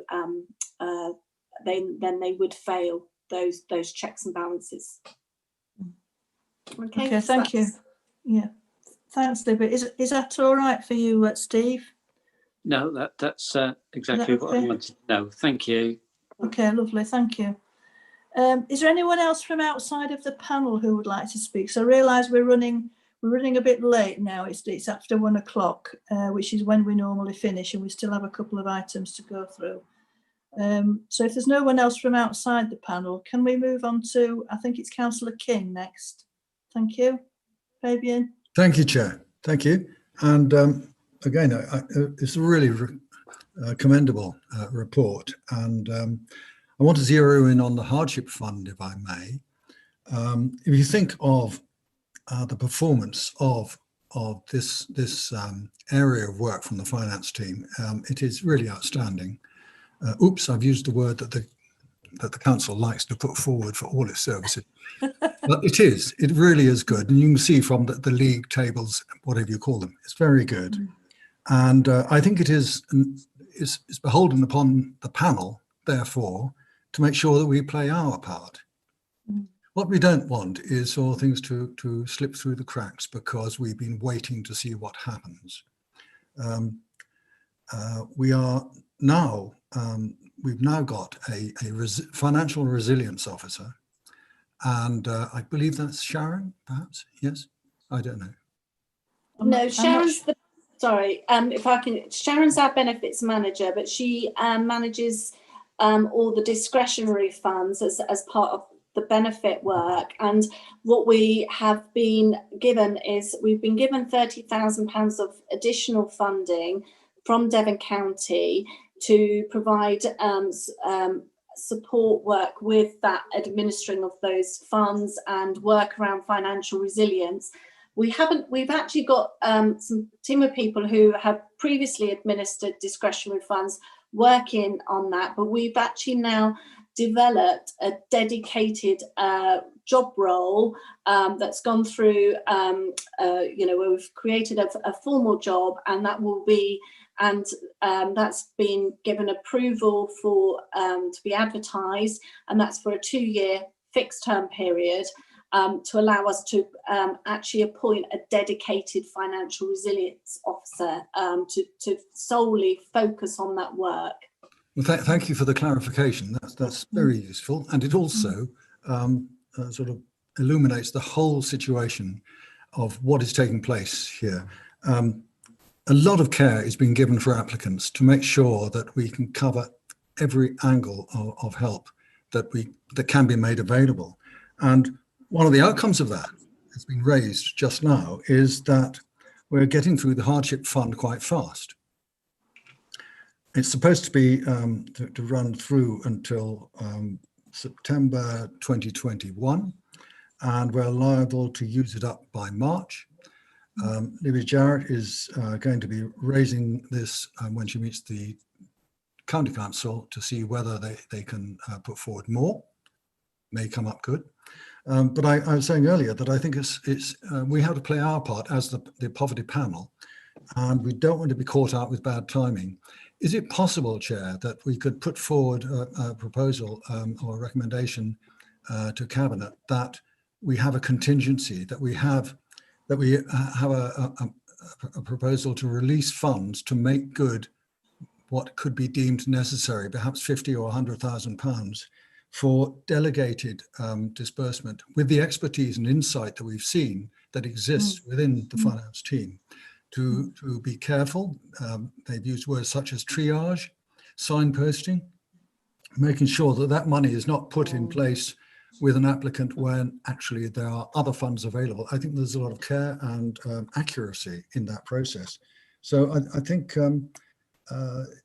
it's important we play our part against the backdrop of, if I can just cover this, in the presentation by Lee Tozer, he gave stats going up to November. November, yes, it was soon after the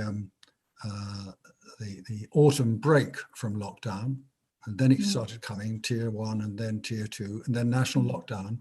So the stats, if they were looked at now, would be far worse than last November, as reported. And of course, we've got caseloads going up, as has been reported. In fact, I heard on the Today programme today from the Minister that it is expected unemployment to peak in June this year on current prognosis, which means it's going to get far worse, and therefore we do not want to be caught out. And I propose that we actually make a request or a proposal through the Cabinet that we provide extra funds, or we allocate extra funds for the hardship fund and the purpose that's been described.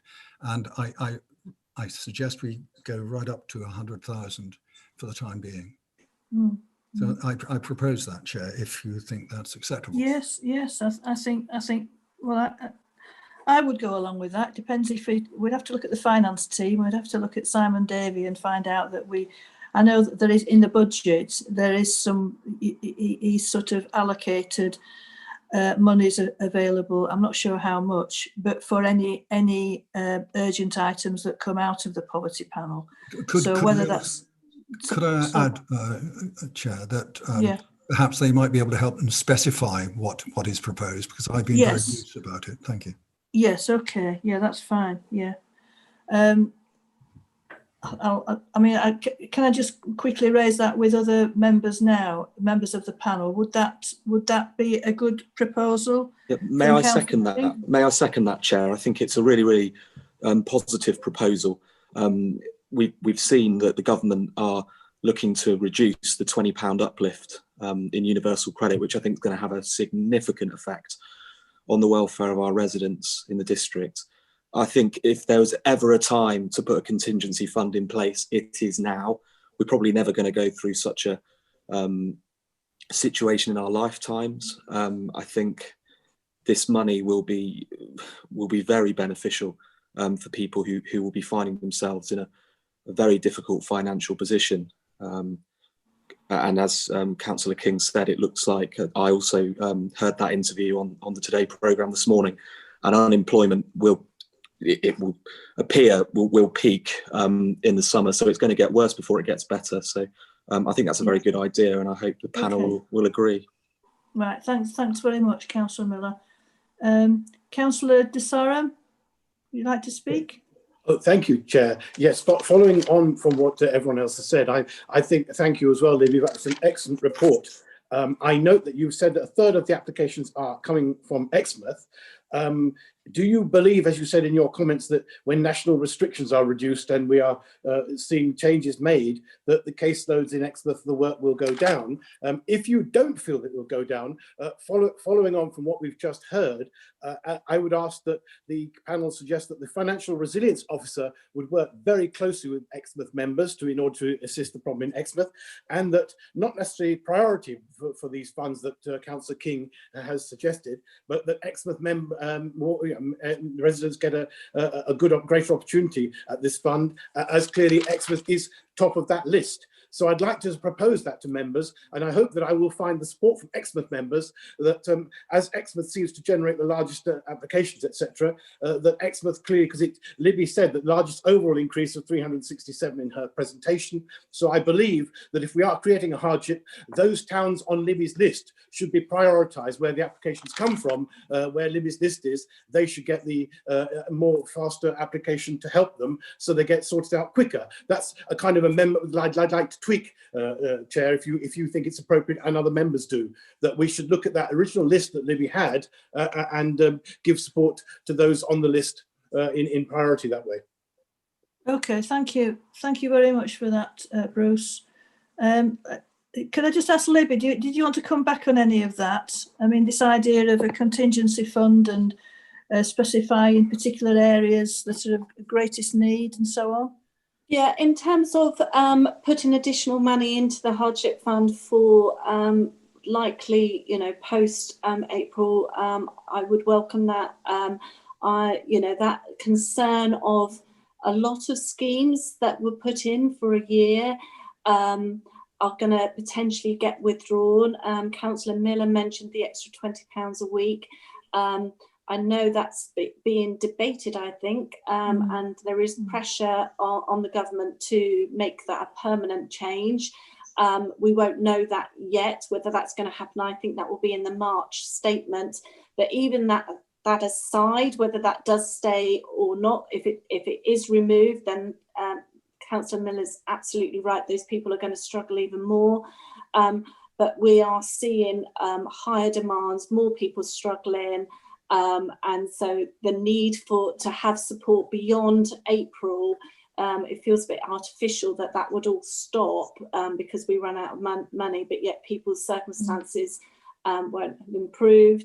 Obviously, as we do, hopefully, the economy starts to pick up, then picking up on Councillor King's point about the need to remove from sort of creating independence, not becoming, for people not to become reliant on these emergent emergency funds, and to provide that support on wider root issues is absolutely critical in our work. And that's sort of part of the work that we recognise that we needed within the financial resilience officer role in doing that wider support. So yes, in terms of additional funding, we would welcome that. We will be trying to see if Devon County, who have been given funding for food poverty, to see whether there is additional money that can come through that fund. And I know Simon is on the call, so he might be able to give some sort of input about how that could be sort of referenced in terms of feeding that back to Cabinet, and what sort of funds maybe that could be linked to. The other, I think there was another issue about work in particular areas where we're seeing higher demand.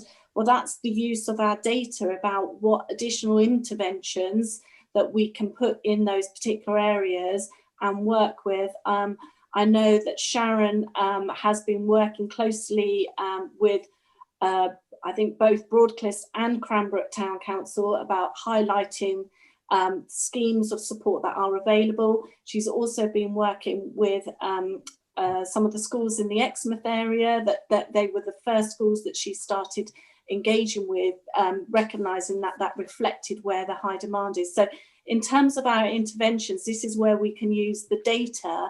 I wouldn't really want to prioritise one person over another just because they live in a different area. What I would say is that part of the work that we can do around using that data to inform that interventions and help shape that policy would be using it in that way.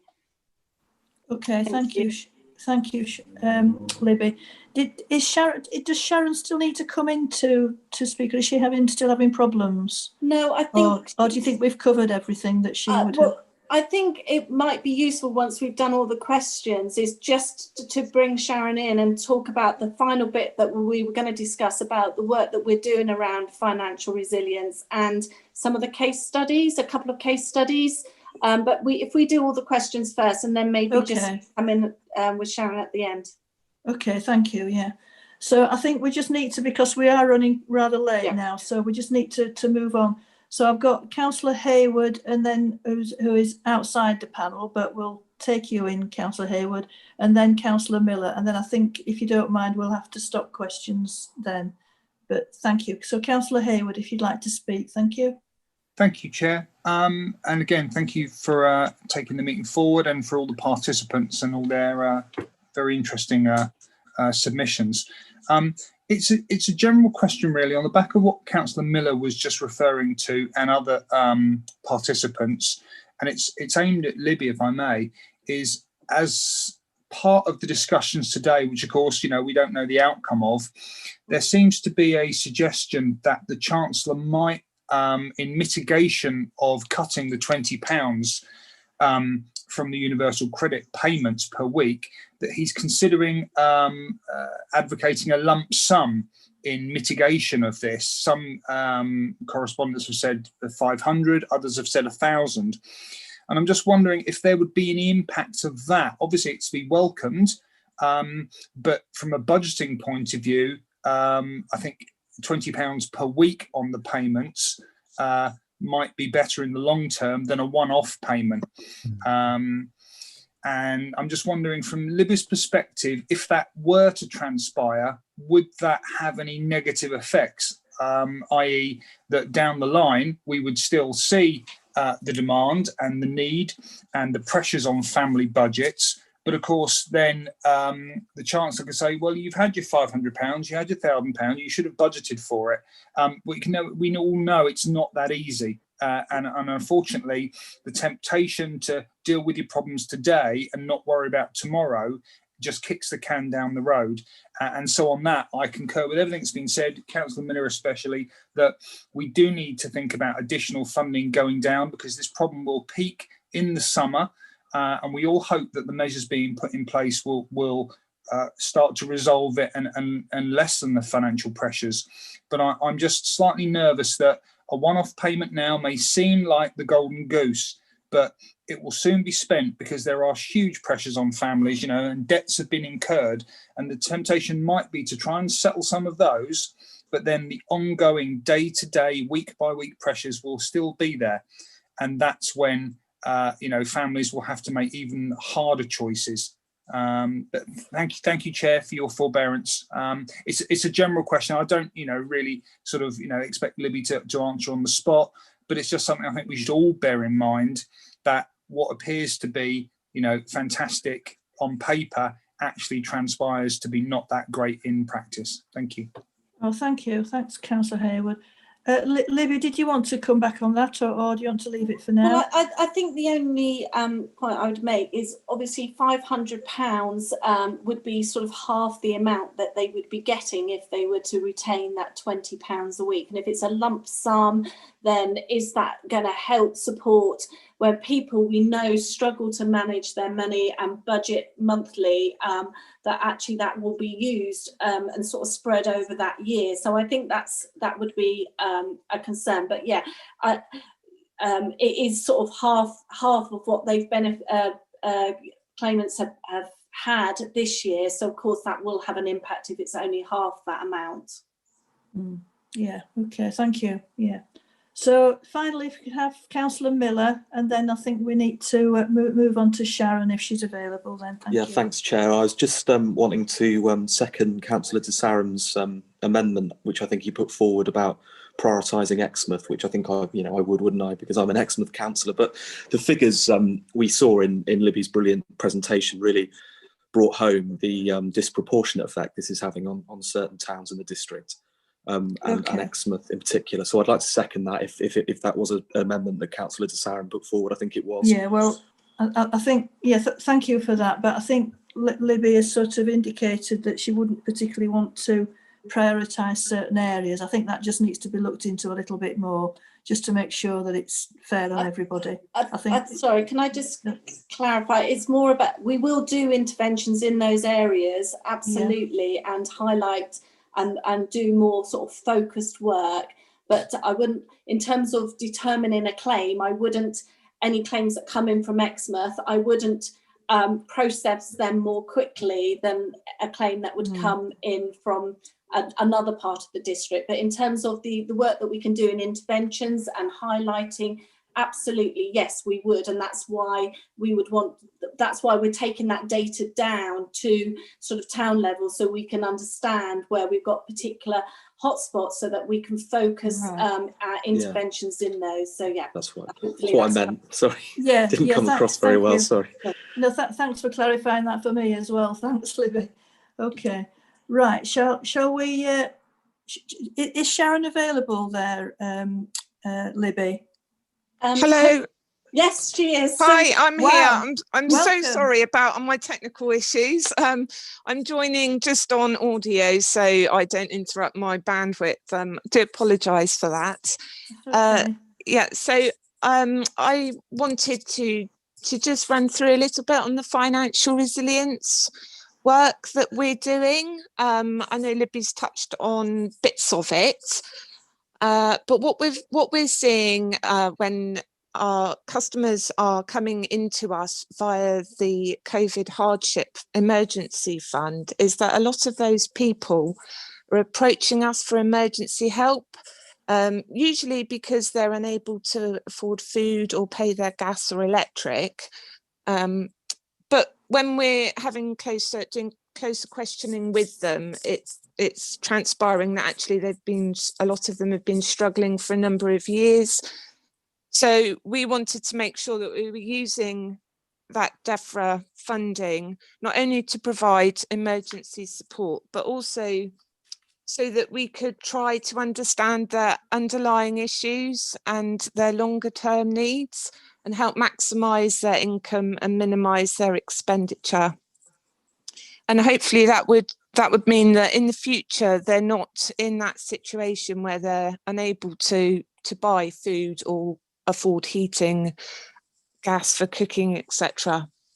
So we knew that we would need to work with our partners out in the community to be able to provide some of the services that we can't, some of those being debt advice and budgeting courses.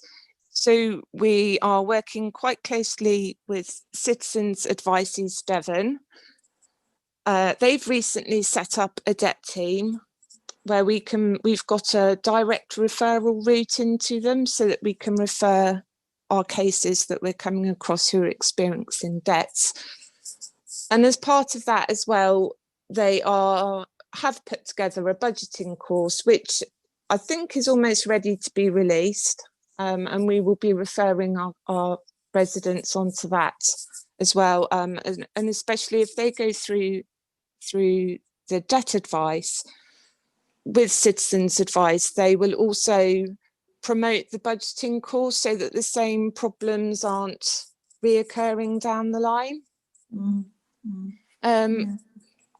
We're also starting to contact schools and local charities, and especially, I think, as already been mentioned by Libby, in those areas where we're starting to see the biggest area of need. And again, that's Broadclist, Exmouth, Sidmouth.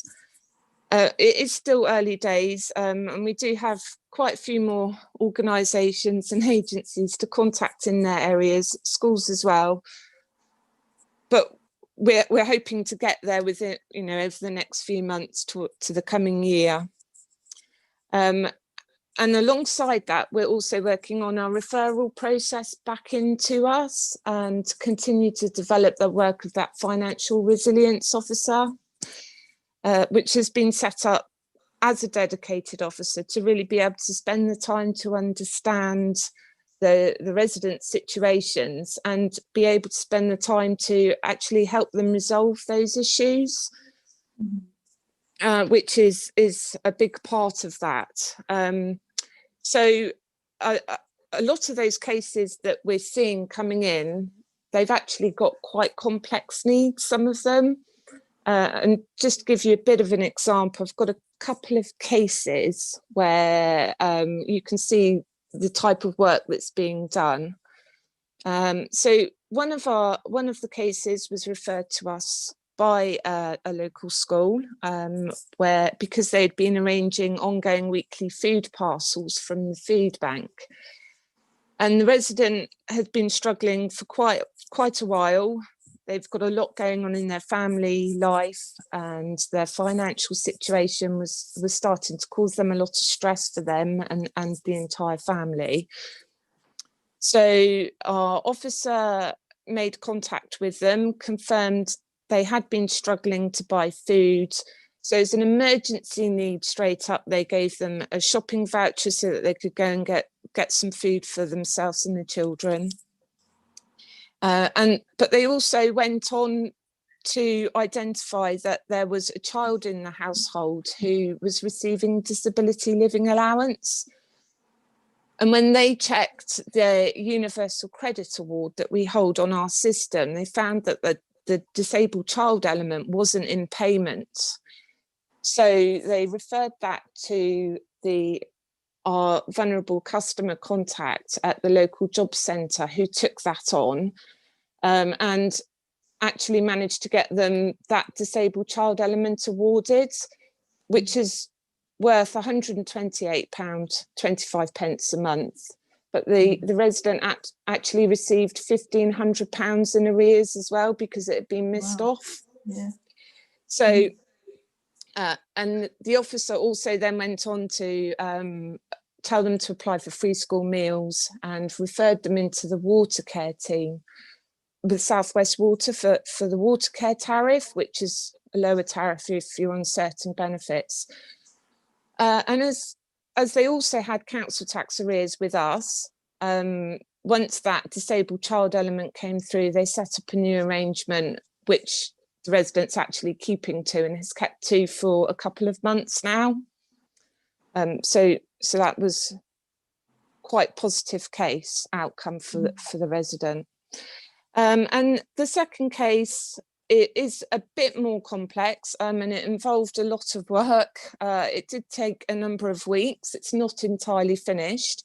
But this resident came to the team via the housing team, as they were in rent arrears and they were at risk of eviction.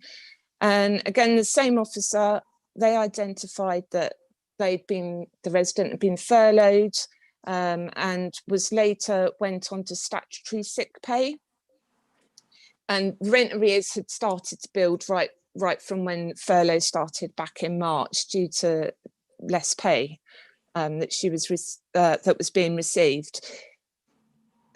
There also was a few medical conditions, suffering with poor physical and mental health, and had been for a number of years. And again, there was children in the property, and one of those was a severely autistic child. And on top of that, they'd been overpaid from a previous employer because they couldn't afford to pay that back. It had been sent to enforcement agents for collection. So again, emergency need wise, there was a shopping voucher paid out so that resident could get some food. We made a payment of £500 out of our discretionary housing payment to top up the housing costs from Universal Credit to help secure the tenancy and the risk of eviction. And we also paid £255 out of the council tax exceptional hardship fund. Made a referral to the water care team for the water shore tariff, and to get them on to restart because there was some water arrears. So that enables the arrears to drop as they make payments towards those debts. And advised claim-free school meals, and we referred to Citizens Advice to help the resident make an application for personal independence payments, and also disability living allowance for the autistic child. The disability living allowance has come through. The PIP award hasn't yet, that's still waiting a decision. But what the officer also did was spoke to the resident about claiming the limited capability for work and disabled child elements in Universal Credit, which they did, and they managed to get awarded. So as it stands at the moment, that resident now has £254 a week left after their expenditure, when previously, when we first picked this up, they were £11.83 short, so they didn't have enough income. So that's a big, massive difference. It's quite a successful case, and they may get some more if the PIP application goes through. And again, there was previous council tax arrears from previous years that we couldn't do anything with from a discretionary pot as such, but because of the extra income, the officer set up an arrangement which again is being kept to and is actually nearly cleared. So that's a win for us and for the resident, really. But one of the things that our officer did do, which is a little bit further perhaps, is that the resident was built up a relationship with our advisor, and she actually, our advisor was called one day because the resident was in distress with the enforcement agents at the door because of suffering mental health and there being a cry. She was in, our officer, rang the resident back as they were in crisis because of mental health issues. And she had to phone the enforcement agents to ask them to step back from her, trying to get the money out of the resident because they were in crisis and suffering quite badly with mental health, and had to kind of negotiate what the resident needed to provide for that to happen, which managed to get, which turned into GP letters and proof of income. But after that was done, the enforcement agent actually did step back, made an affordable arrangement for the resident, and again that's being kept to. So all of that pressure on the resident has stopped as well. So it kind of shows the breadth of what we are doing with this work, and that's kind of a couple of cases. I didn't too many because aware of the time. So what we will be looking at going forward is building in our reviews so that we can monitor how effective that work is, whether it does actually make a difference to people, so that are they still managing financially in the future, and not experiencing so many emergencies with need for food.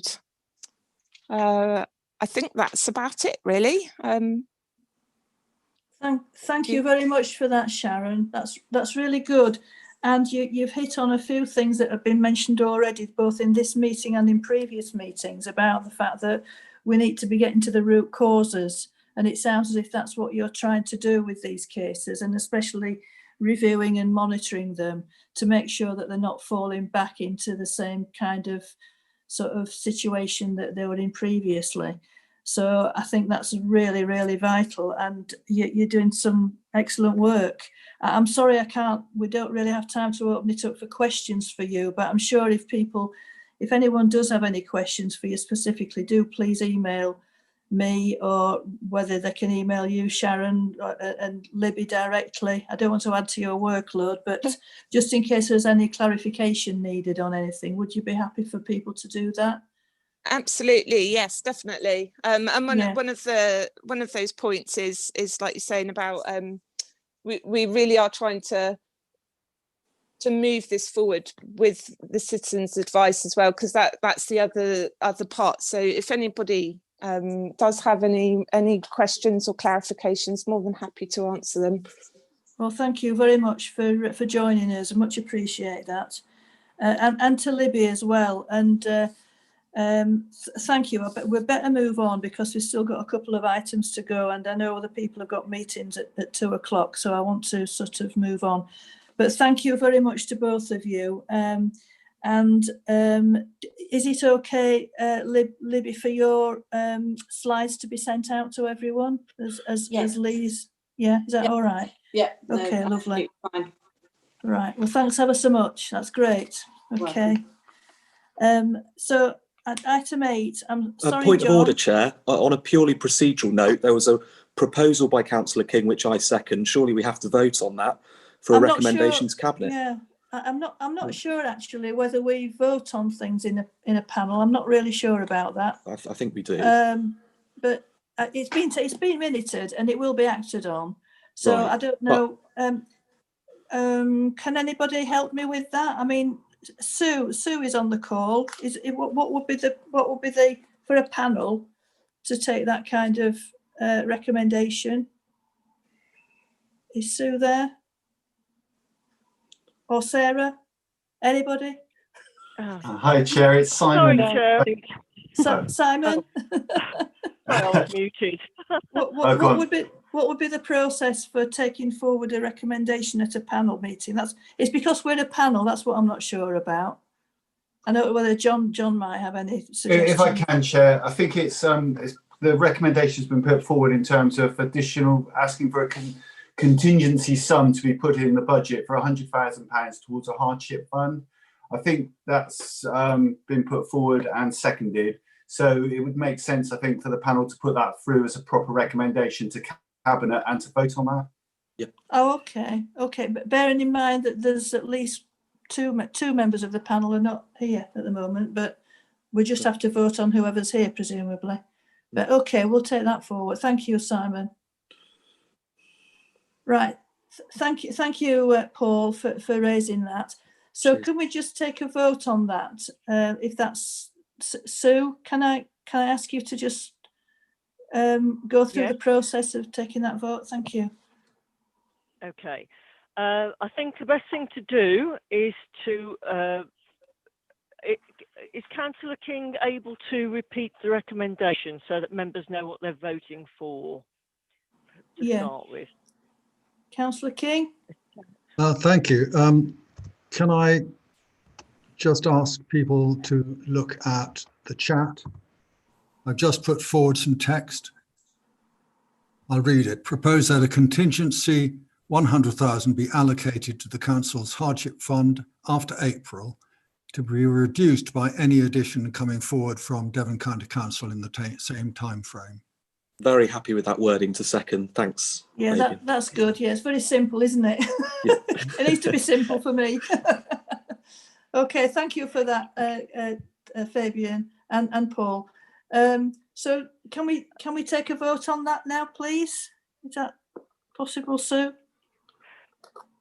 Yes. Could you ask members if that they will put up their hands, their electronic hands, if they're in favour of that recommendation? Right. Okay. Could you please put up your hand if you're in favour of that recommendation? Thank you. I'll see if I can find my hand now. Yeah. That's it. 1, 2, 3, 4, 5, 6.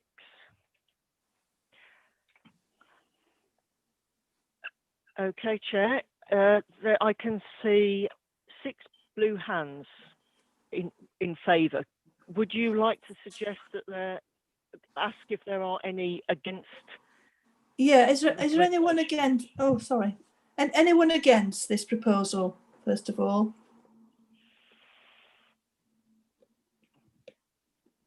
Got one? Is that one against? I think so, Chair. Yeah. And then do we ask? Would you complete around by asking if anybody wishes to abstain? Yeah. Are there any Record. abstentions? Any abstentions? Doesn't look like it. Okay, Chair. Well, from that, I would suggest that the recommendation is carried by a majority. Right. Okay. Cabinet. Yeah. Thank you. Yeah, because as I say, we've got 2 people absent, haven't we? Yeah. Thank you very much. Okay. So shall we move on now? Is everybody happy for us to move on to the next item? Yes. Yes, thank you. So item 8, so it's just the updated draft poverty strategy action plan from John Golding, strategic lead for housing, health and environment. I'm sorry, John, that this is quite late in the day in the meeting for you, but if you could just update us briefly on the draft poverty strategy action plan, that would be good. Thank you. Thank you, Chair. I won't go through the action plan itself, but just remind the panel of the approach that we've adopted here. So I presented the draft action plan several meetings ago to be developed by the panel and colleagues as we consider each of those 5 high-level objectives in detail.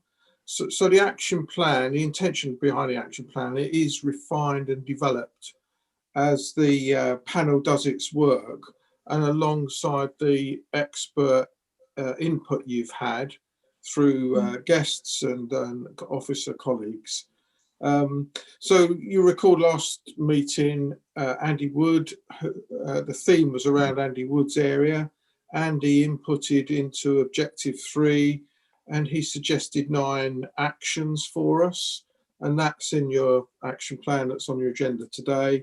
And then more recently, Libby has helpfully inputted into the action plan, and under Libby's area, we've got 22 actions. So the idea is it's refined as we look at each area.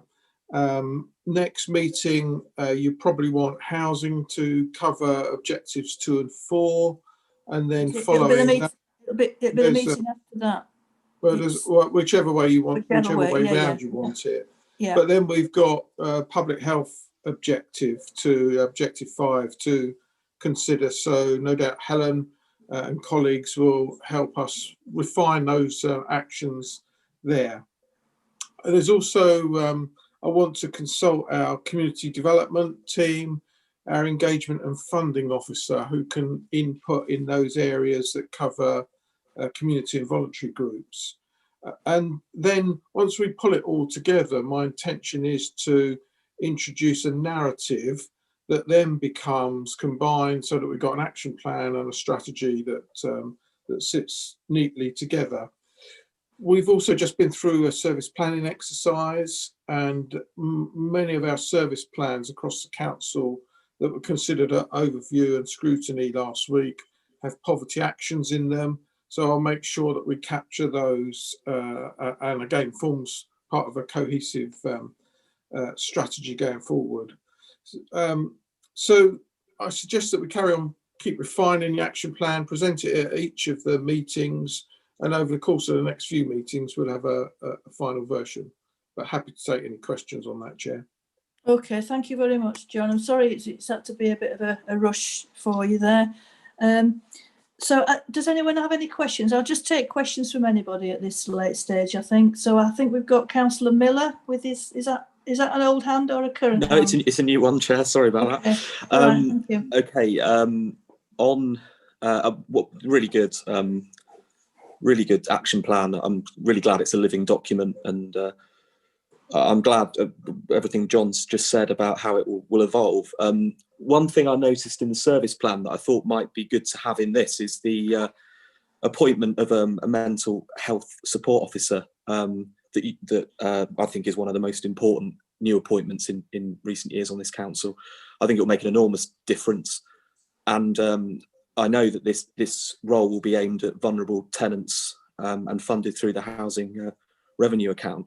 And a question I asked at the overview and scrutiny committee, but I'd like to bring it up again here, is to see sort of where are we with that role? Has that role yet been appointed, John, or are we in the process of it? Or and also, can we look at, as we evolve this strategy, the possibility of whether that officer or another post potentially could actually offer support, not just for our vulnerable tenants, but vulnerable people who end up having to present themselves as homeless to the council and end up in temporary accommodation, because I think the vulnerability of those individuals tends to be very severe. People fleeing domestic violence, people in some of the most stressful kind of moments of probably their lives. So any work that could be done to see whether that officer or that role could be extended in some way would be much appreciated. Thanks. Thank you, Paul. John, would you like to come back on that, please? Yep, if I may. So the post for housing, which is being funded through the housing revenue accounts, has been approved. We've budgeted for it and we've produced job description. I think we're just about to go out to advert on that. Joe's put a thumbs up, so that was good. So that's in train, as it were. We should, strictly speaking, confine that as tenants are funding that post. We should confine it to supporting housing tenants. And I'm sure there'll be more than enough work that we've identified, which is part of the business case for the post, to support tenants. There'll be more than enough work for that officer. I think beyond that, we will look at what further support we can and should provide for the wider community. As Councillor Miller says, many of our homeless applicants come to us with obviously a housing problem, but also other issues that are related, whether it's poverty, mental health, physical health, all sorts of issues. And I'm sure there's more work for us to progress there. And I think we'll be hearing more about that shortly. Okay, thank you, John. Thank you. Thank you, Paul. That's taken on board anyway, what you said and understood. So we'll see how we can progress that. Thank you. Councillor Gazzard. Thank you, Chair. I'll be quick.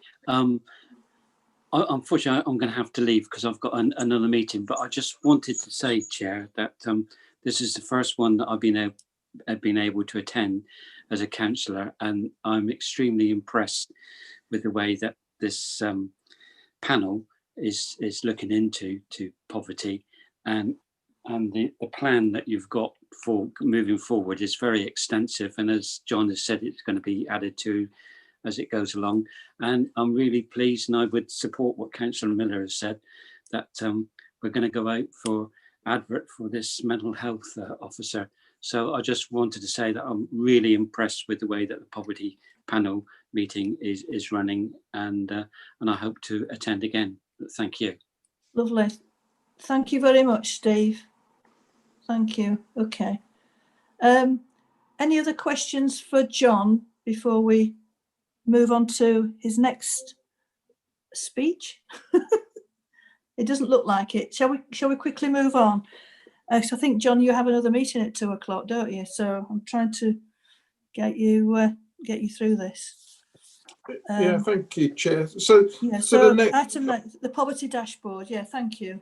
Yeah, one of the things looking forward, and Libby helpfully has built it into the action plan. I think it's the first action for the panel. Once we have our strategy up and running and all our actions agreed, I suspect that, I know there's a need to monitor our effectiveness very closely. So one of the ways of doing that is to have obviously greater visibility of a number of measures or metrics in the form of a dashboard. So really, as we've been discussing today, there's no single measure of poverty that's sufficient because it's so multi-dimensional. So what a number of us have been thinking about for a little while now is how we create a poverty dashboard that can be available either on our website or certainly available to the members of the panel.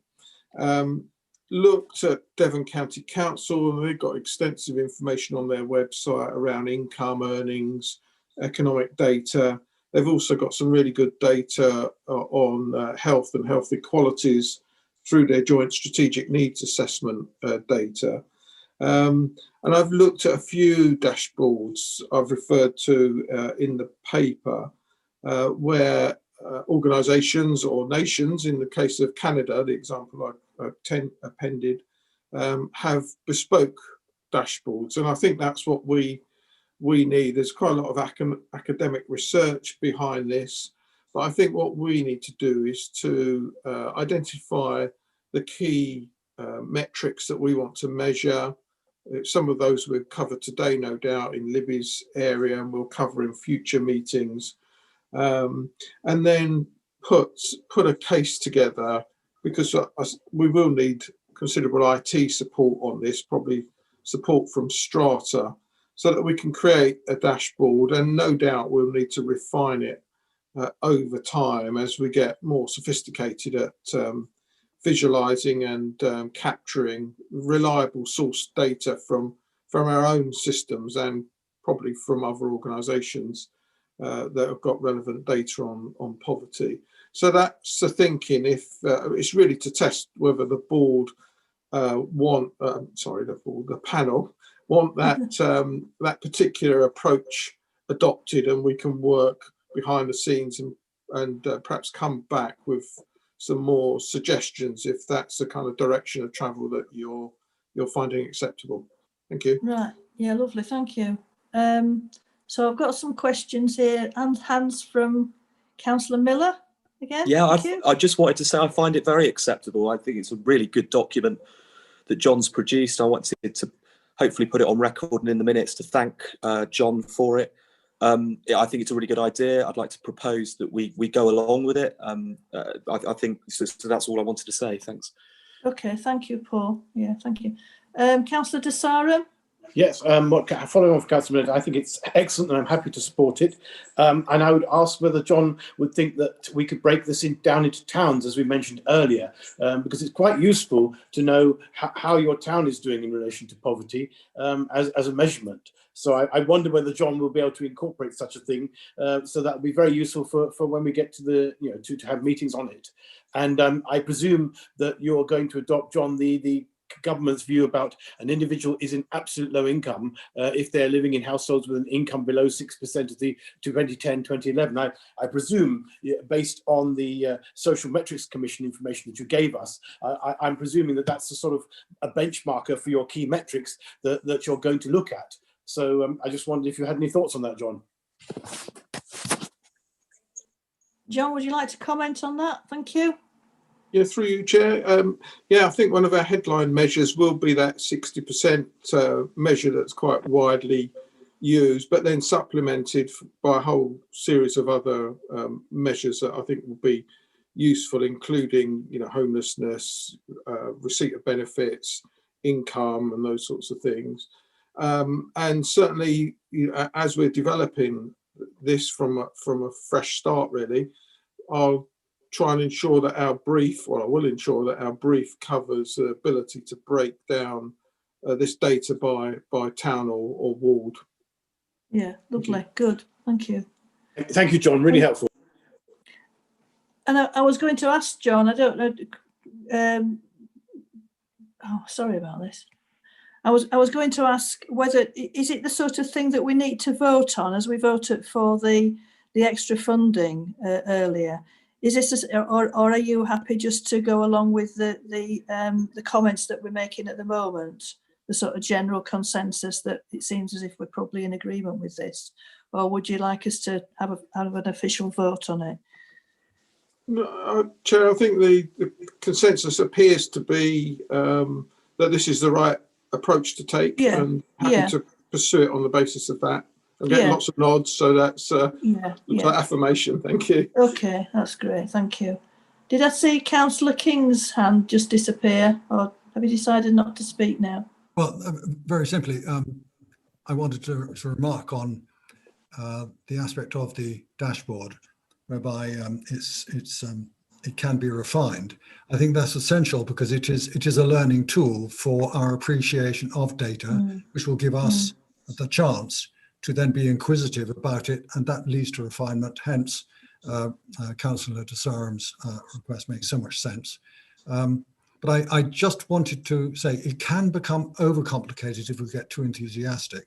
And at some time, one might pause to think and say, well, look, if we're looking for more granularity, should that not take place within the data sets behind the dashboard, not within the dashboard itself? Dashboard is for presentation. And right. I think it's important to focus on that to the point of making sure that it's clear and simple for appreciation, and it mustn't become overburdened with wanting to explore data on that interface. It may be that one should park further inquiry onto the data itself. It's just an idea. Yeah, thank you. Yes. Okay, thank you. Thank you for that. John, any final comments on that? Yeah, I agree completely with that, Chair. I'd like to keep it as simple as possible, and then if that dashboard then demonstrates a need for further probing of the data, we can do that in other ways. So I'll work that into the brief. Thank you. Lovely. Thank you very much. Okay, thanks. So thank you, John. And I'm sorry, as I say, we're having to rush on a little bit, but if we could move on now, if nobody has any other questions, which I don't think they have, just on to item 10, the review of council activities from Helen Wareham. And apologies, Helen, that you've had to wait so long for this.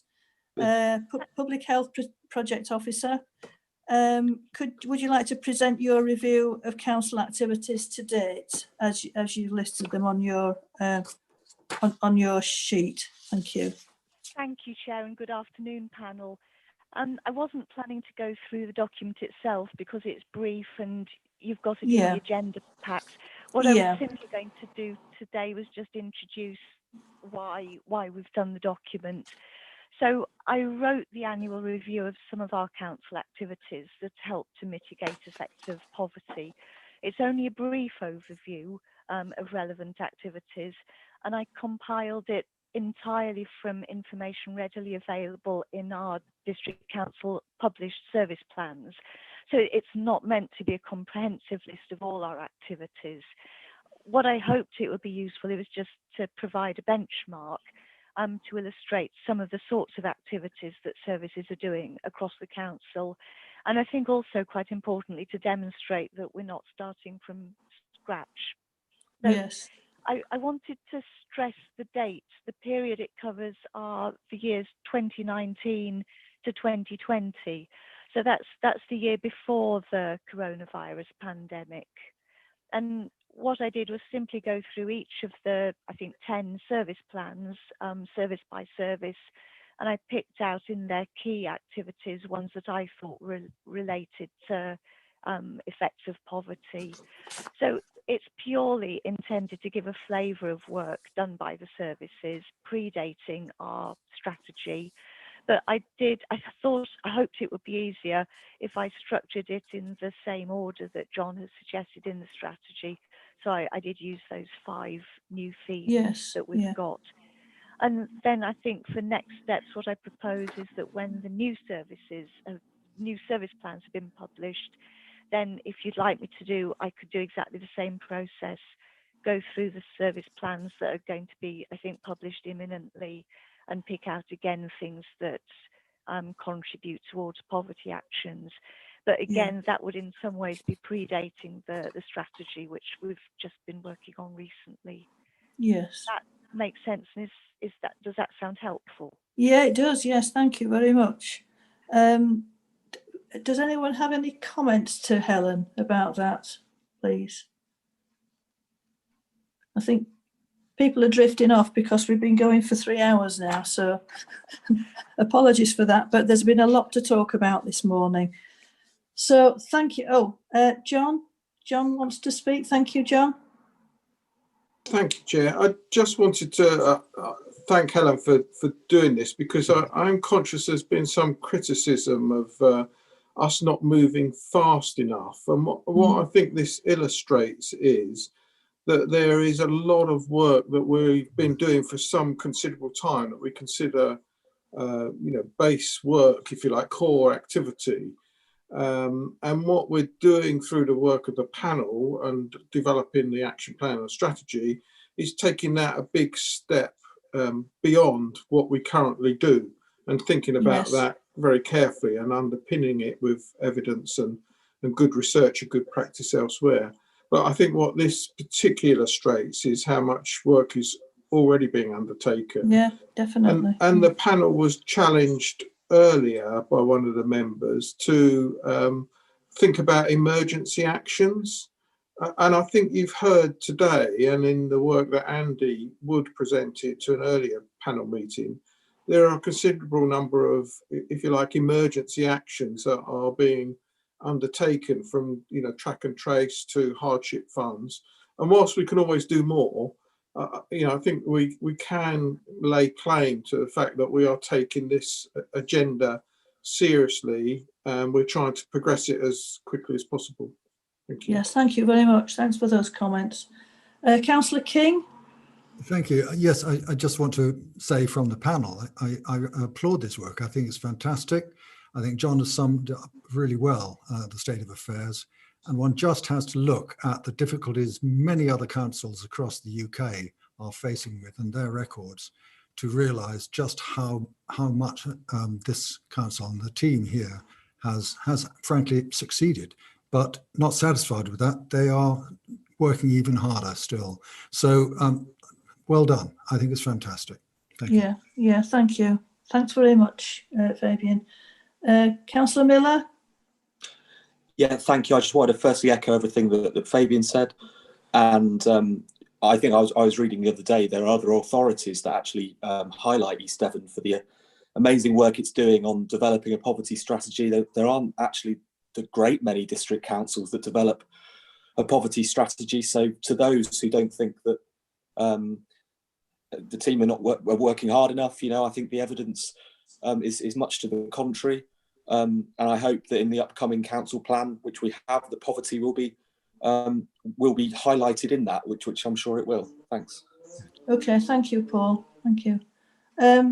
can we have Bruce? Can we have Councillor Desaram? I think this needs to be the last. Thank you, Chair. I was just going to quickly say that our recommendation to the Cabinet today could be considered a form of emergency thinking. So that's really all I was going to say. But that is actual factual evidence of what we've taken forward as an emergency. So I say no more, Chair, other than to congratulate everyone for participating. I did think that myself, but I thought I wouldn't say it. Thank you for that. Great minds think alike, Chair. Right. Okay. Well, thank you very much, Helen, for that. Are you happy with that, or is there anything else you wanted to say before we move on? No, I've said everything I needed to. Okay, that's lovely. I was pleased to do it to help. Thank you. Thank you. Yes, and we'll take up your thoughts for the future. Yes, with the service plans and so on. So the last item you'll all be glad to hear it's item 12 on the agenda, date of the next meeting. So that's going to be the 15th of February at 11 o'clock. So we'll be having presentations there, both from Citizens Advice, they've been mentioned quite a lot today, so I think that'll be really useful, and from Helen, the Public Health Project Officer, and possibly Andrew Ennis. I'm not sure whether he's available or not that day, but I know Helen's gathering together a lot of information from that team to present to us. And then future meetings will be, as we've already agreed, on the 15th of March with a presentation by Joe Garfoot, the Acting Housing Service Lead, and then on the 12th of April, when we should have a final draft of the poverty strategy ready for us to approve, and then it will go forward to council. But it would be useful, if I can just ask this as a final request, it would be useful to have an indication from the panel as to if and how often other future meetings should be held. My own view is the panel should continue to meet in a monitoring capacity, perhaps every 2 or 3 months, to ensure that the action plan is regularly updated and implemented. Because it's no good just having a strategy and an action plan and then just leaving it to be got on with and just throw it into the ether. I think we have to make sure and just keep an eye on things and make sure that it's going as well as it possibly can be. So I'd just like to hear the views of panel members. If you'd like to raise your hand to give any comments about that.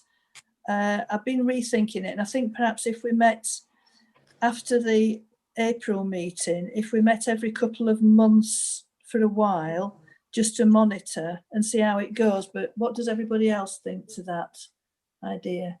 Councillor Chapman? Thank you, Chair. Until we are out of the pandemic and we know what's happening, I would be happier if we could meet monthly to keep an eye on things and help where we can, rather than leave it for 2 months. Once things settle down a bit, then I think, yes, we'll just keep up to date. But as we don't know what's going to happen, what's coming through from government, what we need to do, I would be happier carrying on as we are, Chair. Thank you. Thank you, Councillor Chapman. You obviously love monthly meetings. Needs must, needs must. Thank you. I'm being facetious. Sorry about that.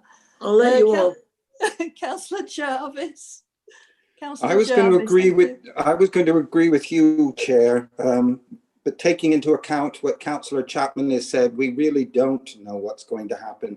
No. So maybe initially, maybe just the first one or second one and see how it goes. We do it monthly, then we move into 2 months, then we move into 3 months, because garnering information sometimes isn't enough in 2 months' time for the teams to work on it. So if we stagger it, maybe like the first one, the month afterwards, because once it's cleared council, see how things have gone, then stagger it down to a point where maybe only eventually twice a year, depending on what happens. Yeah, of course, yeah.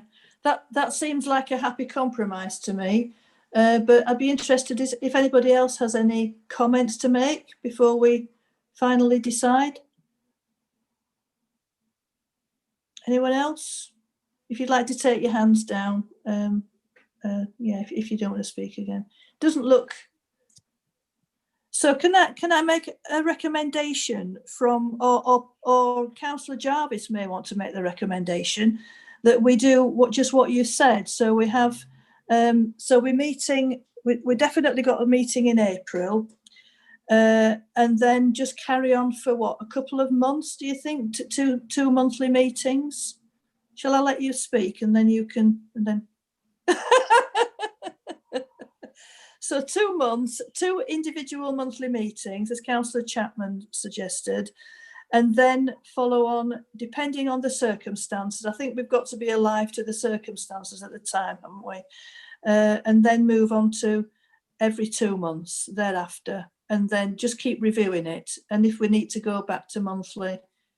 Councillor Chapman, would you like to add to that? Yes, I would wholeheartedly agree with that. Okay, thank you. Suck it and see. Yeah, lovely. Thank you. Does everybody else, if I don't see any people shaking their heads or shouting, I assume that people agree with that. Is that okay? And thank you very much to everybody for holding on so long. Well, thank you everybody for your comments today. It's been a long meeting, but I think it's been a very worthwhile meeting. We've learned a lot, and I'm very grateful to Lee and to Libby and to Sharon for speaking, and to John and Helen, of course, for speaking to us all. And I think that brings our meeting to a close, unless anybody else has anything urgent they need to say. Libby wants to just speak, I think. Just briefly, with Citizens Advice attending at the February meeting, if there is anything particular that members would like the Chief Exec, Tim Bridger, to cover, could you contact Chair? Are you happy for that to come via yourself, or do you want it to come direct to me, or go through Sarah? Yeah, whichever. I think if we're all copied in, you know, they could go to me and then copy in you and Sarah. I'm happy, you know, Sarah, whichever way, as long as we're all aware of any comments that people. Yeah, it just then makes sure that, you know, that that information can be brought to that meeting if there's particular concerns or areas that you want covered by at the next meeting with the Chief Exec from Citizen Advice. Okay, thank you. Good point. Thank you. Yes, yeah, thank you. All right, well, thank you, everyone. I'd like to thank everybody for participating, as I said earlier, including any members of the public watching online. Can I remind all those present that the supporting officer will confirm when the meeting is no longer being recorded